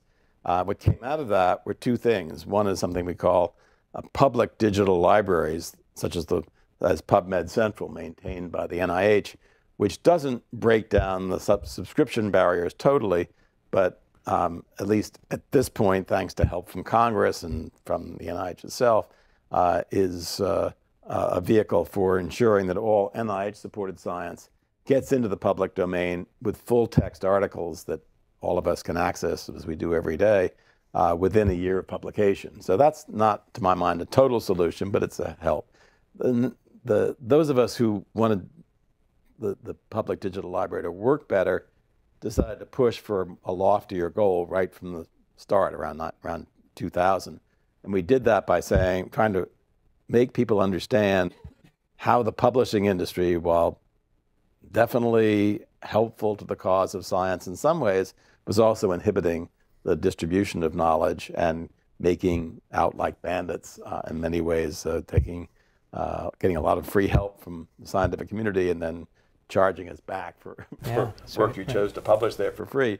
And we thought that there was another business model that could succeed, in which the model was not readers pay subscription fees, but authors pay modest authors fees that come from the grants they receive. And the funders saw the virtue of this because for roughly 2% the cost of a project, you could have the product of that project instantly readable by anybody online. And so we became advocates for the idea that we would change that business model and have journals that were peer-reviewed, papers subjected to the same kind of critical evaluation that subscription-based journals subjected their articles. And the Public Library of Science was not the first open access publisher by any means, but it was the first that tried to capture the attention of the entire scientific community by putting out journals that had articles that were very rigorously reviewed, selected for high quality and for significance. And PLOS Biology and PLOS Medicine were the two founder journals. Second level of journals were specialty journals like PLOS Pathogens, one of which I think has been very successful. And then a much larger umbrella called PLOS One. Vastly larger. Vastly larger. the biggest journal in the world at the moment. Yes. That had a lower author's fee. All you needed to do was to have reviewers say, this is legitimate, well-conducted science. Didn't worry about significance or importance. Some articles are immensely important and cited thousands of times. Some are, of interest only to one or two labs, but the people who wrote them, yes. But they're rigorously done, and they get approved. That's been a tremendous escape valve for a hyper-competitive journal process in which many of our colleagues overvalue the place in which papers are published. So this is a whole other disease afflicting our scientific community. I don't know if we want to get into that, but from the purposes of thinking about virology, the topic of this show, PLOS Pathogens, PLOS Biology itself, PLOS One are very important vehicles for getting your work out. Of course, in virology, everyone in the world is interested. If you're working on viruses in Uganda, and you want to know what's happening now, and you don't have the ability to buy every one of these specialty virology journals, Exactly right. just turning on your computer and seeing what people are publishing is important. But you can get stuff even faster, not even wait for the review process, if we can persuade our colleagues to say, we're going to put our work before or at the time of submission to a regular journal onto a preprint server. Right. We've had these discussions about bioRxiv, about open access, and our listeners are interested in this as well. What I meant by an outrage is that there are still a lot of journals that have paywalls. And as you said, absolutely. These are articles funded by the NIH and so forth, and they should all be open access. And I think someday... they should be, but there is an issue here, and that is that, and I will defend the publishers, and certainly in one regard. As you will. I work for some of these publishers. And that is that I'm in a bit of a bind in this discussion. There are real costs of course, to publishing and reviewing. Well, and in fact, PLOS One is the only reason PLOS is in the black. That was. I think we might have gotten into the black with that, but you're right. That's what really it pushed shifted. a money loser into a money-making business. That was always the plan, though. Right. Okay. So the plan was always, from the very start, and I can show you the original grant applications, that we're going to establish this as the PLOS logo is a respectable place to publish. We wanted to publish good science, right, and not be bottom feeders. So we started with a grant from the Moore Foundation, $9 million, and we knew we were going to take a gamble here and build the brand. Right. To be, sound like a commercial guy, but we're going to build the brand by having some really great journals that competed with all the other top journals and make people feel confident, because this is a complex dynamic. There's a culture here. Promotions, appointments, grants, all this stuff is built on where you publish to an extent that's actually troubling. But you've got to play along with the cultural forces if you're going to succeed. And we knew that these two flagship journals were going to lose money because 95% of the articles we reviewed at some expense were not going to be accepted. That was going to cost us money. And then we established these community journals like PLOS Pathogens, again with a reasonably high rejection rate. And it was only when we had a journal in which 70% or 60% of the submissions were published that we became adequately reimbursed. So that is, that's part of the business plan. So for publishers who don't have a PLOS One, or who didn't have the foresight to start one before PLOS One kind of owned that business, there is a severe money problem. There's a money problem, and there are various ways to get around this. Some journals have done what I think is a kind of cop-out, but it does help them to survive here, is that's to have the open access option. So Yes. you can pay extra to make and keep your subscriptions. Yes. And journals like that, and Or the open access journal under the same brand. yeah, Which that's right. That's a slightly different operation, But it's- yes, but it does. These are sort of hybrid versions of this world. I would like to see all journals adopt an open access mode, but that's not going to happen very soon. But one other way to deal with this problem, because even at a journal like PLOS Biology, an open access journal, it can take 6 months to a year before your paper appears. And that's why I find the appearance of preprints in biology to be very attractive. I'm in the middle of a situation in which 2 papers that we've recently written have been in the review process for a long time. But both of these articles were posted on bioRxiv when they were submitted. We get some commentary. Certainly, in one case, the paper is about something I work on now, the splicing factor mutations in cancer. That's a pretty small field. There are about 50 labs, which all know each other. I let people who are in those labs know the paper was up on a preprint server, and if they want to see they're going to get the main message, even though Right. the paper is going to be revised in modest ways before it's actually published. So I think it does allow us to get the things we talk about openly in meetings more rigorously and fully explained to our colleagues by Might posting. this also get us past one of the ongoing annoyances in my field of science journalism, which is the embargo system? Depends on, not so clear. Almost all journals, and there are some exceptions I'll come back to, have espoused the idea that they will always accept an article which has been on a preprint server. Right. And one of the reasons that's true is that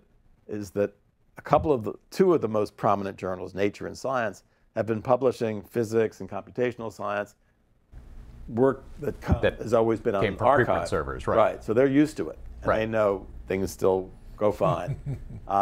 With the Cell journals, things are not so clear. And if you call your Cell editor and say, how would you feel if I put my article up as a preprint before I submit it, they will try to discourage you, Right. I guarantee you. Do you feel lucky? Yeah.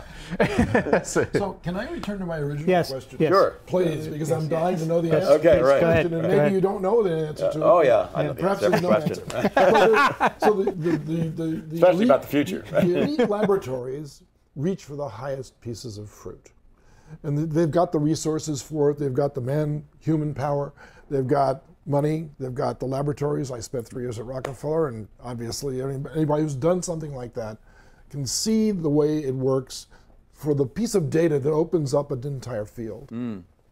So the field that opened up when you were engaged in oncogene research was the oncogene field. Yeah. Okay, so that was the high-hanging fruit, which opened up a whole bunch of other plants that everybody could pick from. Right. And now you've got that field picked clean. No, And, well, maybe not so Far clean, from but, it. but Oh, no. okay, but it still hasn't resulted in or has it resulted in a remarkable turnaround in some of these cancers that everybody's still concerned about. Okay, so That's the basic right. question. Yeah, I've gotten that. So here's what I can say about that. First of all, it is unfortunately manifestly so that most people diagnosed with common cancers of the pancreas and colon and lung and various other organs, that the majority of those patients are still going to have the consequences of the disease that they had before. But a significant number of those patients are going to benefit significantly, Okay. either taking drugs the rest of their lives, which Right. will have a normal duration, but be afflicted by the fact that the cancers have not been eliminated, but just been controlled. Some will have very significant extension, not just of their lives, but of working lives, of reasonably healthy lives.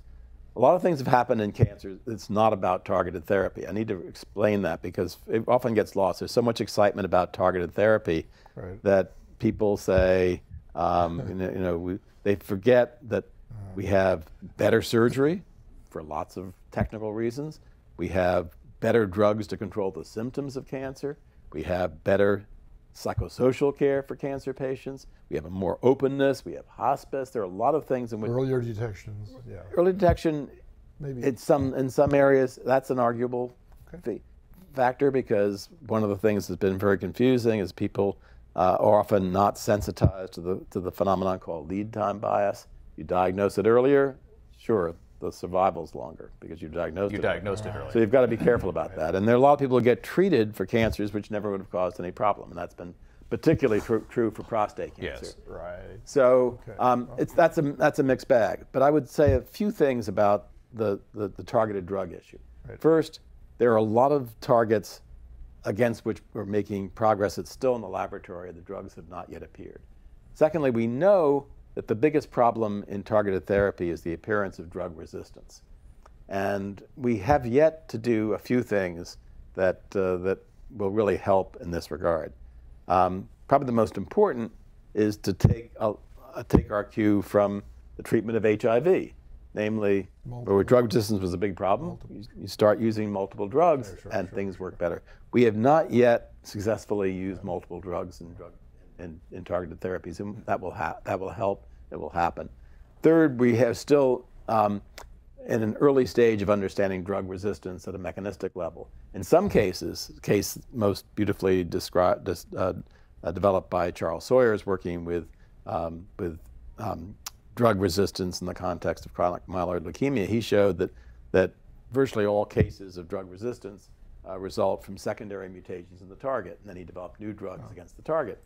And that's worked remarkably well. So we have a lot of people out there who are not on Gleevec anymore, which was the lead compound, but on other drugs like nilotinib and others that work against the secondarily mutated forms. But there are going to be, we know already, there are lots of other mechanisms of resistance, and as we learn more about those, we'll have better approaches.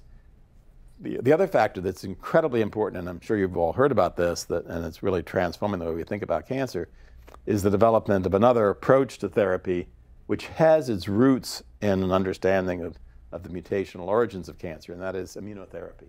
Yeah. So all cancers have, we call new antigens, neoantigens. Right. And one of the ironies of all this is that in general, you might say, and it tends to be true, that the more mutations you have in your cancer, the less good your prognosis. But more mutations also means more antigens, Sure. more immunological targets. That's right. And we've gotten very good at removing the forces in the immune system that act as suppressors of the immune response.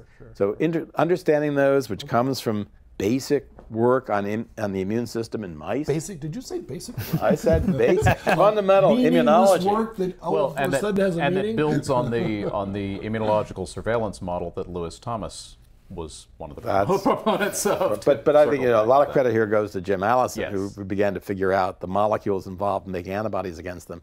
And that's one part. But there's another part that I think will become increasingly important, that is learning how to boost the response to new antigens, recognizing what new antigens are likely to be potent antigens. Right. We don't know that yet, but it's coming along very rapidly. So I think there's a lot of excitement, justifiable excitement, and a strong reason to be optimistic about developing these new immunological tools, combining them with targeted therapies, and developing a repertoire of therapy that will be very helpful. I do want to return just once more to this question of prevention. People focus on therapy. Yeah. And most of us think we could probably reduce cancer rates in this country by a factor of 50% or so, just by paying more attention to risk reduction. Don't smoke. And well, starting with freedom to tobacco products, to be sure, but other things as well. The idea that we don't immunize every young person, male or female in this country, with papillomavirus vaccine is travesty. Yeah. That vaccine should be cheap and available around the world. Cervical cancer and other cancers caused by papillomaviruses are a major cause of concern. Most rapidly rising cancer in incidence in this country is oropharyngeal cancer in males caused by one of the papillomaviruses for which we have a vaccine, type 16. there's just no excuse not So to give the a safe vaccine to anti-vaccine everybody. groups have had a horrible effect. They have, and everyone, distribution of people this. do recognize that the Wakefield paper was fraud. So, I don't understand why folks are that's right. sticking with this false information. And So here's another general question. good, okay. Why does the general public, in this case, the general public, have such a mistrust for science? That is a big question. And Why? I think it's not the whole public. It's some elements, but they're strident elements. They're a They're vociferous strident group. elements.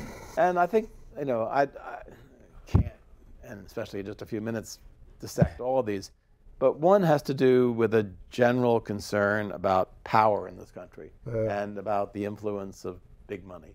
Eventually, science leads in the minds of many people not to papers in PLOS pathogens, but leads to products that get sold. Those prices are very high. I mean, look at this remarkable series of events that led to our ability to eliminate hepatitis C virus. Hepatitis C virus is the cause. It infects 170 million people around the world. It's associated with liver toxicity and liver cancer. And we now have drugs to treat that infection. We only have those drugs because about 30 years ago, a company did some really hard work to try to isolate the viral genome. Eventually, through another series of experiments, it was possible to set up a system for growing the virus in culture and testing drugs. Development of drugs, which has always been a big challenge in virology, took some leaves from the text on HIV and knew that we could develop drugs that interfered with the polymerase, the enzyme that copies the viral genome, with protease, with other proteins that are involved in virus replication. We now have a constellation of very powerful drugs. They are expensive. Now you could say these are incredibly valuable drugs. Virtually every patient can be cured with these drugs. People spend equal amounts of money on cancer drugs that benefit a small fraction of people and do so temporarily. So these are great drugs. You could say at one level, compared to one set of things, they're worth it. But when you have people who say, I'm just not going to get the coverage I need, the insurance companies are still unsure about the indications, it just seems to me that we should be curing every single person out there. Even if they themselves were not going to get liver cancer, they're going to spread the virus. So, let's get ahead of this game. And there's a public policy issue which I don't believe our country has yet grappled with successfully. As I watched the Democratic convention, there's a lot of anti-pharmaceutical company feeling out there. Let's come up with some solutions. Let's not just kill each other with arguments. That's right. Because we can solve this problem, I'm quite sure. But I think that contributes to the antagonism to science, and that's unfortunate. I see what you mean. But there's a longer history here, going back to science, the atomic bomb. No, you were attracted to literature in your early days at Amherst, and I know that there's a very famous book, Frankenstein, which started the movement for mistrust of science, meddling in nature. Sure. All of these old themes that creep into our Puritan backgrounds. And that's been carried forward in an anti-science attitude, which probably stood in your way to double the NIH budget, which you did anyway, and good for you. And it needs to be doubled again, obviously. Well, I think we've got to move away from the doubling concept. I think you want to talk a little bit about science funding, and certainly the public attitude towards science in general plays into that. Yeah. But I think that just as a sidebar here, aiming for doubling over a certain number of years is, in my view, that was not my mantra. My mantra was increase the budget, try to have sustained super inflationary increases over many years. And I think having gone through the experience of doubling the budget in 5 years, having an expansion of the enterprise, and then going into a period of decline so that we lost 25% of our buying power, has taught us a lesson. And I've heard the heads of our two major appropriations subcommittees say something that I think is critical to this whole debate, and that is, while Congress will always make annual appropriations, those annual appropriations need to be accompanied by a 5-year outlook. So here's our proposal for the next 5 years. Sure. Here's what we're going to award this year. Sure. If things go well, you can predict. If the economy doesn't tank next year, we're not at war with Saudi Arabia. I just thought of a saying you could use the next time you talk to Congress. Okay. Less drones, more clones. So why? I don't think it's That actually may not be a smart. good sell. No, it's not smart to put agencies against each other. Yeah, No, that's that's really too bad because that's And also, you don't. Clones are not the way to make the argument. No. You Right. talk about rhyme. the rhyme is good, but the antagonism toward science sometimes begins with cloning. Oh well. And, people not even knowing what cloning means a lot of things to us. Of course. Sometimes it just means good science, making a clone Yeah, rather of than course. working with the mass population. Anyway, So there's so many things we could talk about, obviously, because you're interested in so many things, but we can't do it all, and we're approaching 2 hours. So I think we should do a round of questions. But let me just ask you, it's okay, in connection with funding. We just went through a phase where Congress refused to appropriate additional money for Zika virus research. Now, do you have any insight as to why that would, whereas you have clearly an important spreading global pathogen, why would they choose not to do that? yeah, I mean, this is complicated for a few reasons. One is that there is partisan hostility at a level I had never seen before at the moment between Congress and the administration. And many of the people who are criticizing the allocation for Zika, they would say it's important the government support Zika virus research, but they say you've asked for too much money, although it's hard ever to know exactly what the right amount is. They know that when the influenza money was allocated at the time of the 2009 influenza epidemic, they were still sticking with viruses, that not all the money was used. And some of that money was left. I think it's good to have it in the Treasury as a way to respond to the next flu outbreak, which we know will happen. So there was a suspicion of that. And then an effort was made to highlight certain other issues by attaching it to the Zika bill was not a clean bill. Right. And that led to a veto.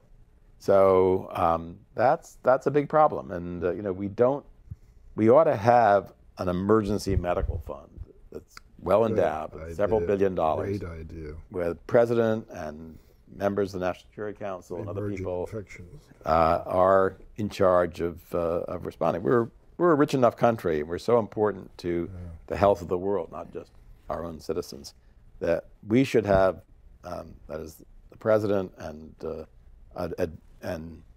designated advisors should have a key to that fund and be able to respond. I mean, the value that we're not doing the Zika research, we know we can control Zika. I mean, it's going to happen. And it's not as complicated as HIV. It's not as complicated as cancer. Not as complicated as flu. And we can do this. And I see Tony Fauci, one of my heroes, out there saying, "I need this much to get this job done." I mean, who is going to argue against Tony Fauci? And nobody should. And we ought to just give him the key to the fund and have a fund for him to pay from. Okay, Rich. Wow. So I don't know quite how to ask this, but there are out there in the world luminaries. You're one of them. Somebody who's taken, who's done a lot of amazing science, but also taken a lot of responsibility as director of the NIH, director of the NCI, you were president of the Sloan Kettering, okay? Those are huge responsibilities and a tremendous amount of work. How do you do it? What's your motivation? There's somewhere here there's courage, there's can do, or what makes that happen? Well, do you have any idea? Some ideas. I mean, I like the variety of experiences. I'm somebody who doesn't feel I need to do it all myself. I like to find really smart people to do it with me, and I give them responsibility so that by deputizing, I don't have to do it all. I can just bask in the glory of these guys and these ladies helping to achieve a certain set of goals. I never take those jobs unless I can list at least 5 important things I want to do. And I'm not just taking the jobs to have a good job. Some of them actually are not even high-paying jobs. In fact, being an NIH director is one of the worst-paying jobs in the government. If you can say, here's what I'd like to accomplish, and you think it's doing good, then you'll find the time to do it. I am somebody who feels very strongly that an unbalanced life is not worth living. And if I didn't have my hour on the bike or a chance to do some reading or go to an opera, I would be very unhappy. I also, one of the things that's been a big challenge, but I think it's been worth the extra effort, is to try to keep some contact with laboratory science. I've always had a lab, have a lab at Cornell now. Of course, I don't have the administrative responsibilities, but in all these major jobs, which I did successfully for 20, not necessarily successfully, although I think reasonably successfully, but successively over 23 years, kept the laboratory activity going and continued to have postdocs and some students. And you know, being in touch with younger people and having a sort of gritty feel for what's going on in the scientific community while you're doing these things, I think is still important. Cool. Kathy. Well, that took part of my question, so then I'll drop back to, so I have two things to ask. Did you ever practice as a clinician? That's the first one. And the second one is if you can tell us just a little about what's happening this week in virology in your lab. Okay, sure. Okay, well, first of all, I did, because as a medical student, I was doing clinical stuff. I spent 2 years as a house officer at Columbia Presbyterian Medical Center in the Department of Medicine. So I did a lot of practical stuff then. When I went to the NIH, because my research credentials were so limited, I couldn't become a research fellow. Instead, I was a clinical fellow, and I saw patients once a week and served on the clinical service for a month each year. And even when I went to California, I had a period of uncertainty. I got out there in a time of great ferment in tumor virology. A lot of things were happening, as we discussed earlier. And, you know, I didn't have the deep training some people had. I didn't have a PhD. I didn't know all these fields. I didn't know I was going to succeed. So I went to the Department of Medicine chair and I said, you know, I'd like to have some connection here. And I taught a course in clinical medicine, diagnostic methods and so forth. And I worked in a free clinic. Then he said to me, you know, if you want to be in the Department of Medicine, I've got to be able to put you in a pigeonhole. And you know, what's your specialty? I don't have any specialty. You know, I know how to do physical exams. And he said, you got to have a specialty. So I started going to the clinic in genetics. And I thought, okay, genetics is something I can sort of relate to. I do genetics in the lab. And what did I see? I saw unusual kids. Funny-looking kids, they often call them. Yeah. And I listened to these guys, really terrific clinicians, who said, "Oh yeah, you know, I saw a kid like that 18 years ago," and so, but they weren't, you know, we weren't engaged in trying to understand. It was too early. There was no cloning. We didn't have a human genome. It wasn't really science enough for me. So, but then, you know, things kind of were working out in the lab, and I retreated from this need to have the security blanket. I kept my license up for about 20 years, but then I just felt that that I was deeply enough into research that I wouldn't get abandoned by the research enterprise. As far as virology, my lab's concerned, it's interesting that that, you know, like many people who do cell and cancer biology, we use viruses as vectors. We have we do genetic screens with CRISPR-Cas9 based technology. We have lentivirus vectors that carry the system. You know, I used to pride myself in being a pretty damn good virologist. The major thing I taught at graduate school at UCSF was fundamental virology. I taught the virology segments of the medical school course, all kinds of viruses. I don't do that anymore. I'm just as entrepreneurial as anybody else. I use viral vectors, usually made by some other large lab or a company, and deliver things to cells that way. The things we work on can be simply summarized as trying to understand mutant splicing factors in cancer. Big surprise, connects me with an earlier life when I was interested in how retroviral messenger RNAs are spliced. still a very interesting problem, why the splicing patterns are so different. There's alternative splicing within the Sarc gene, the cellular Sarc gene. Secondly, we're trying to understand the relationship between the differentiation status of a cell and the genotype of a tumor cell that corresponds to that differentiation stage.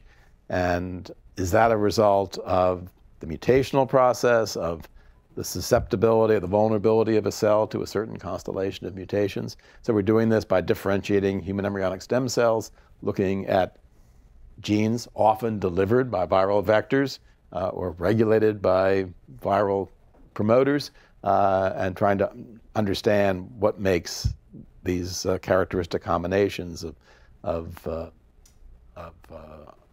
cancer-causing mutations and differentiation status. The third thing we're working on is also, in a sense, an outgrowth of an interest in virology.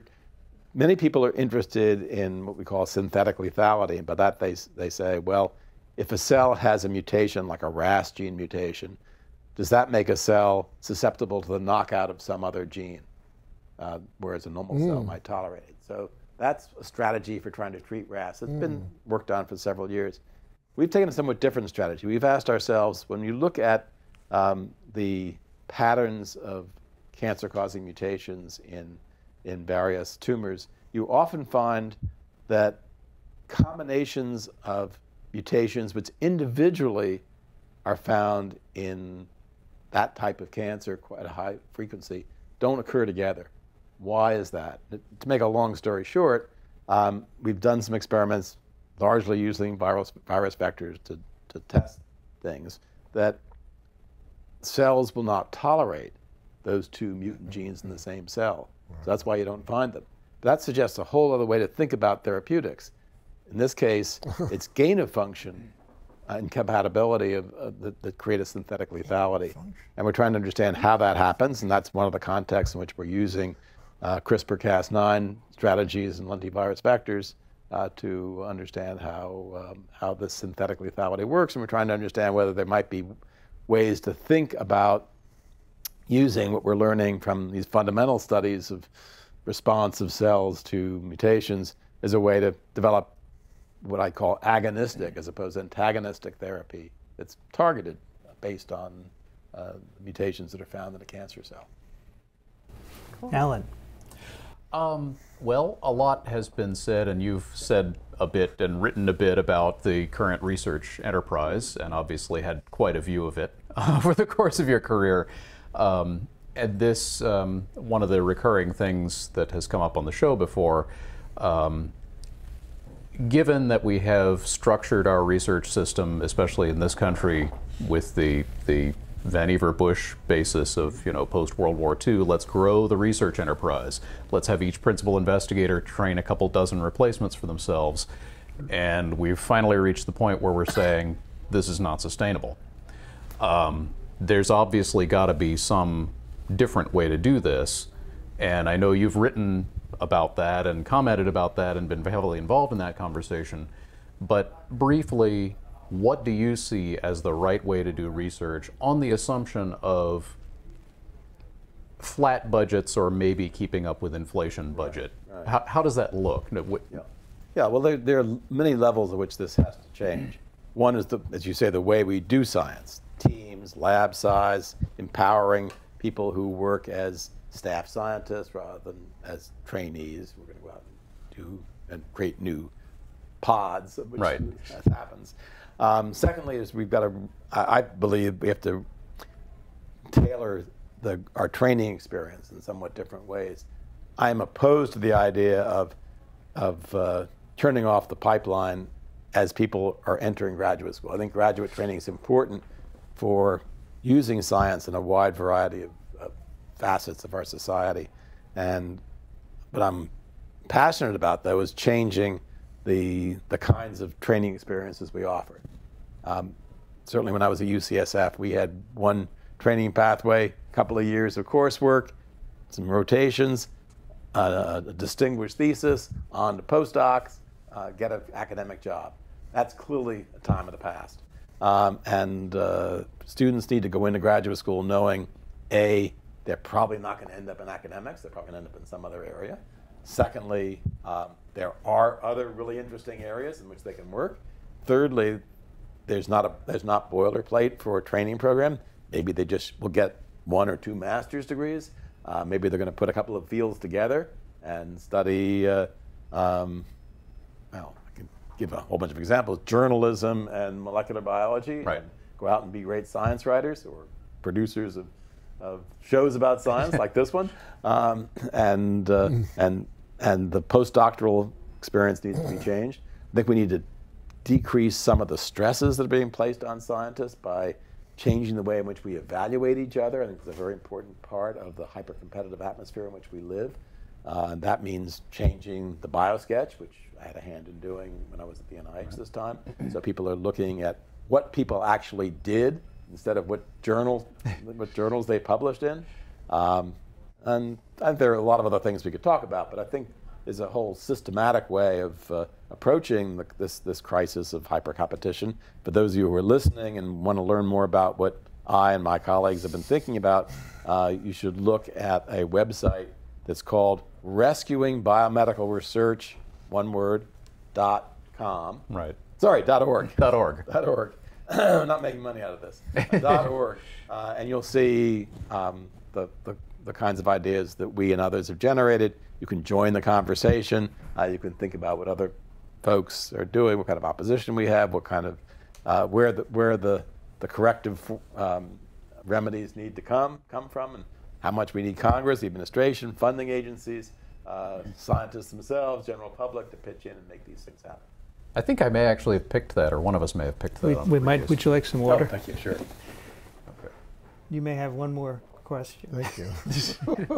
It's a very open-ended question, but I wanted to give a better answer, and I can't give a better answer than you gave to Rich Condit as to how you got to where you are and what you do and where your passion comes from. But I can say this, the seeds of that were planted here. Columbia, right. At PNS. Really? Because, Okay. because of the non-medical activities. Dixon knows you better than you know yourself. No. I we would know most of our. think a lot of my outlook comes from my parents. I wish. My parents were healthcare professionals. They were passionate about giving back to society. So that is the basis for my question, because it's obvious that you've become one of the great science philosophers of modern time. You along with E.O. Wilson and people of this genre have made a huge influence on the rest of what happens next. But you're also based in classical literature. So you're stuck on a desert island. I'm not going to ask you for 10 That's books. not like a question. It sounds like a funeral oration. No, it's a radio show from England. The radio show from England is called Desert Island Discourse. It was about records and songs. BBC4, right? Yeah, but they've done it for books also. So you've got a huge bookshelf. I know you have at home because of the way you speak about your appreciation for knowledge. So people listen to you. Now, who did you listen to? Who are the 5 philosopher kings in your empire? Well, that's interesting. I mean, certainly in my college years, which I think were particularly important in developing my attitude toward the world. In Western Massachusetts. In Western Massachusetts. Well, someone might call that central, but no doubt Shakespeare was a large voice. Don't make this too high flown. I've never really been asked that question in that way before, so I don't know if I'm going to come up with a full. I mean, I was very influenced by Dickens just because I read a lot of Dickens. Sure. But he's not somebody I read today with great regularity. And some of the people who were most influential were people who had not written the books that I was reading, but who simply exerted an influence on me because. I would count those people. Sure, okay. You could mention. Please do. So certainly in my scientific work. I had 3 really important colleagues / mentors. One was Ira Paston, who taught me to be fearless, and didn't matter if you were just trained in in medical school, you still could take on deep scientific problems. Mike Bishop, who became my scientific partner and friend, and Peter Vogt, who taught me a lot about virology, and that's the topic of this show. And I came into cancer research with knowing very little virology, and while my colleagues at UCSF were virologists of a sort, it was Peter who was really the deep thinker about viral genetics, who had a really profound influence in most of the things that I and Mike did in those years.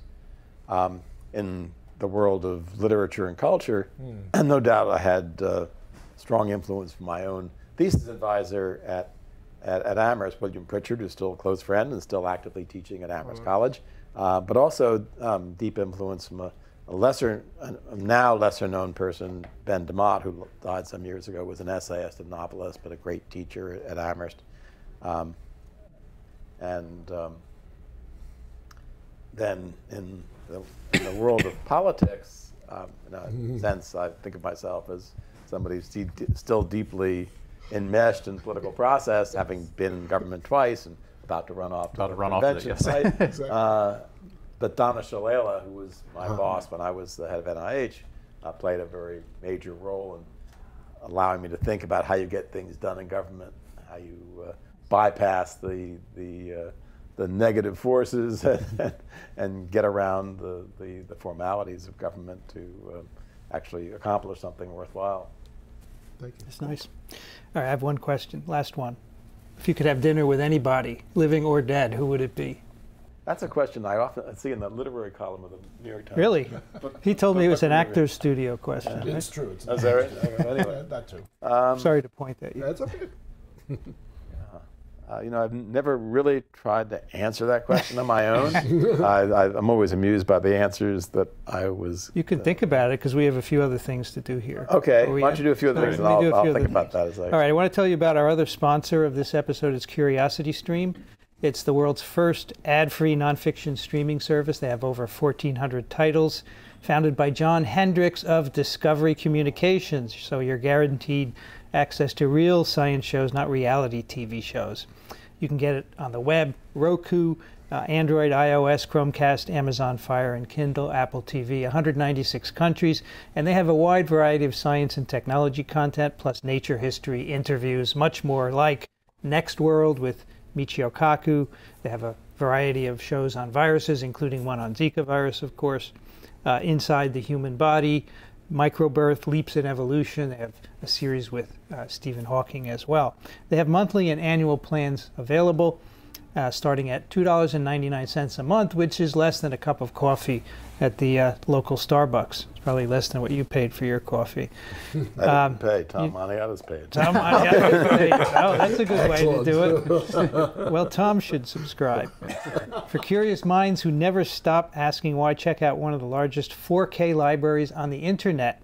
Go to curiositystream.com/microbe. Use the promo code microbe during sign-up to get access to the world's top documentaries and nonfiction series, completely free for the first 60 days. 2 months free of one of the largest 4K libraries around. Go to curiositystream.com/microbe and use the offer code microbe at sign-up. We thank CuriosityStream for their support of TWiV and all the Microbe TV shows. I wanted to read one email. Usually we get a lot of listener email. We read them on the show. And we have one because it's someone you know. It's from Neil, who writes, I wanted to convey my excitement about the special guest for the upcoming anniversary episode 400, which I just heard about. My time as a postdoctoral fellow in Harold's lab, 1990 to 1993. Neil Parkin. You got it. Was a period that changed my life, and I learned so much at UCSF that has stayed with me ever since. Please send my regards to him and let him know that I am one of many scientists out there who have benefited from his mentorship. Oh, and we benefited from contributions people like him and he himself made to growth of my own lab. Neil is at Data First Consulting in Belmont, California. Also, I really enjoyed the episode with Peter Palese, who I know from my time at Aviron, where I worked after my postdoc. One day you should have Nahum Sonnenberg from McGill on the show. Then you will have covered all my postgraduate scientific mentors. That's your goal in life. You'll have achieved it. Windy, mild, and sunny here in the San Francisco Bay Area. All right, as usual on TWiV, we have our picks of the week. Wait a minute, we're waiting to hear who he's going to have dinner I'm giving with. him more time. Oh, okay. I'm sorry. Give him more I'm time. rushing the Table's entree. getting bigger and bigger. Rushing the entree. Alan, what do you have as a pick? I have picked a video from NASA, as I sometimes do. This is a time-lapse video seen from a spacecraft called EPIC, which is positioned approximately 1 million miles out in space between the Earth and the Sun. And it's time-lapse of 1 year on Earth. That's cool. So EPIC takes a photo, takes several photos in different parts of the spectrum, and they put these together to represent the visible portion of the spectrum. You're looking at the illuminated side of Earth spinning around there in the black void. You can see the cloud patterns moving around it as the planet turns. They slow it down at one point so that you can see a black spot, which was a lunar eclipse visible on the portion of the Earth. So you can actually see that happen, and it's just a really cool, about a 2-minute video that's a fun watch. And there's narration that goes along with it that explains. It's rather obvious what you're looking at, but it explains how this imagery was produced and some of the science behind it. Pretty cool. It's a lot of fun. Cool. Dixon, what do you have for us? I have video from probably the most dangerous job in the world, and that is storm chasers. Oh. This is out in Oklahoma, and there are some remarkable up-close video of the formation of a tornado. This is before. This is a pro-onco tornado. And to see this thing form out of nothing, and to see the cyclonicity of the clouds, and to watch this thing develop into a clotted, cream-thick monster that just swirls in front of you, to have the what's the word? It's not chutzpah, it's something else. I almost said something on the air that I wish I didn't, and I didn't say it. But to have the guts to stand there with a video camera and watch this happen in fear of being sucked up into the middle of it or being struck down by a bolt of lightning, it's just remarkable footage. It's amazing what some people will do to allow you to observe nature. And that's why I picked it. Cool. Yeah, it's pretty cool. You thinking of trying that, Dixon? No. No. No, you have the video. I have the video. Rich Condit, what do you have for us? Episode number 1 of TWiV. I was thinking about this last night, and I was thinking about what this anniversary means. Okay, it's quite an accomplishment, Vincent and Dixon. Okay, the episode number 1 of TWiV is Vincent and Dixon talking about West Nile virus For about 20 minutes. For And I have a book actually, for you. it went on for a while. I thought. You know. Well, It was I don't a know. lot I haven't shorter read than it. our modern episodes. It's, At any rate, it's more for than those 20 of you minutes. who are new to TWiV or even long-term listeners, revisit that because it's the birth. It's so old. September 24th, 2008. I think. It's so old. I didn't put the time in. You didn't put the time I think on it was over an hour. I think it was went on over an for a hour, while. but it was not the 90-minute to 2-hour So epics. that I started listening to podcasts, and I said I should do a virology podcast. And so I recruited Dixon back then, and it worked. People started listening, and here we are. And It that was easy was when because you- I wasn't a virologist, and I said, Yeah, "I'm you not." weren't. And when you emailed me to say, hey, what do you think of this, to get my input, and I listened to the first episode of it, I said, that's a great idea. I'm glad you- yeah. And I ended up joining. We added people one by one, and here's the team with us today. So thank you. Kathy, what do you have for us? So I have 2 related things. So one of the memes we've had a lot is biology and art. For instance, the the Petri plates of art for ASM, things like that. And so one is a contest I found out about that FASEB is having, and the submission date is August 30th. So if you're up to date on your TWiVs and you're hearing this and you have some images that you might want to submit, you can check out this link. The second one is related. I'm not exactly sure who started this at the University of Michigan, but I associate Deb Gamusio with it. She's a faculty member in cell and developmental biology and also part of the Center for Organogenesis. And that's bioartography. And Ann Arbor has a huge art fair in July. We just had it last week. And some number of years ago, the Deb and the bioartography team got together and set up a booth. So they have all kinds of images of bioartography. And so the link is there. And then in honor of the show, I brought everybody a set of note cards. Thank you. Oh, these are cool. Set, Oh, awesome. but they're just different ones facing out, and then on the back are the different images. And so when you pull the cards out, the person who took the image is described on the card. Thank you, Kathy. Thank you. That's wonderful. Thank you so much. All right. Finally, I'm going to have to. I have one more thing. Sorry. I got my pick. Get a little worried about getting my train. You'll get it. It'll be done in 7 minutes. Good. I want to pick your book, The Art and Politics of Science, by Harold Varmus. I picked this before on TWiV number 64. Did you? I bought the book back That was a then. mistake. That You was should have waited. You could have got it for free So now. TWiV 64 was a long time ago. I read it. It was wonderful. And it's free on PubMed, so I'm going to give you the link to download it and read it. And a lot of the things you've said are in the book, and there's a lot more, as you said, so that's pretty cool. And one last pick from our listener, Trudy. I'd like to make a suggestion for a pick. Last week's episode of Last Week Tonight with John Oliver, titled Scientific Studies, hits upon all the topics discussed on TWiV when it comes to sensationalist science news reporting.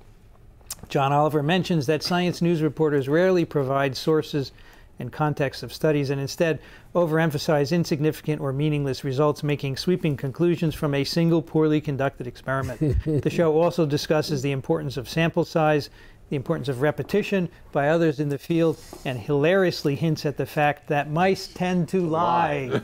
Did they get that from TWiV? we like to say mice lie and monkeys exaggerate. Is that something that I did not coin that. All right, so there's a link to the YouTube video. Fun. All right. Who would you like to have dinner with? So I've given a little bit of thought to this, and rather than select some literary person who might be actually a pain in the ass at dinner, I'd like to have a little dinner party with 3 now deceased heroes of mine who all played some role one way or another in my development or my current life. First is John Franklin Enders, who won a Nobel Prize for learning how to grow poliovirus. He was a hero in my own home. My parents kept saying to me that, yes, we know about the guys who made the vaccine, but this is the guy that made it all possible. Nobel Prize was awarded to him some years later. He also began life as an English graduate student at Harvard. So we have some things to talk about there, even though our teachers are probably separated by many generations. But I think that would be interesting. I'd like to have at that table as well Peyton Rouse, with whom I only had that conversation when only I could talk. He was just on tape. Nice. And the third person would be Lewis Thomas, whom I did meet very briefly at a couple of committee meetings, but never had a chance to talk with. I'd like to update him on how Memorial Sloan Kettering is doing, and talk a little bit about what it's like to wear a title that is named for him. Nice. That's a great dinner party. Could we go too? You'd all be welcome, because the final thing I'd like to say is that it's been great to get acquainted with TWiV and to chat with all of you. I appreciate your flexibility. My pleasure. Great having you. We're honored. You can find TWiV at iTunes and microbe.tv/TWiV. Send your questions and comments to TWiV at microbe.tv and consider supporting us. We have used your funds to help make this episode of TWiV and future ones. If you want to help us out, go to microbe.tv/contribute. Dixon Despommier is here at Columbia University at verticalfarm.com. Thank you, Dixon, for this and all the others. Pleasure. Alan Dove is at alandove.com. You can also find him on Twitter. Thank you, Alan. Thank you. It's always a pleasure. And all the 400 episodes as well. Kathy Spindler is at the University of Michigan in Ann Arbor. Thank you, Kathy. Thanks. This is a lot of fun. Very good. And thank you also for all the episodes. And finally, Rich Condit, the itinerant virologist, is an emeritus professor at the University of Florida in Gainesville. Thank you, Rich. Thank you, Vincent. It's always a pleasure, and this is just amazing. That's your line, right? It's my line. I say, always a good time. Too. Always a good time. That's yours. good. I'm Vincent Racaniello. You can find me at virology.ws. And finally, of course, Harold 400 Varmus. Thank you very much for coming today. It was great. I just really enjoyed it. We could do many more of these, I'm sure. Maybe you'd like to do this 500. 500. You've been listening to This Week in Virology. Thanks for joining us. We'll be back next week. Another TWiV. viral.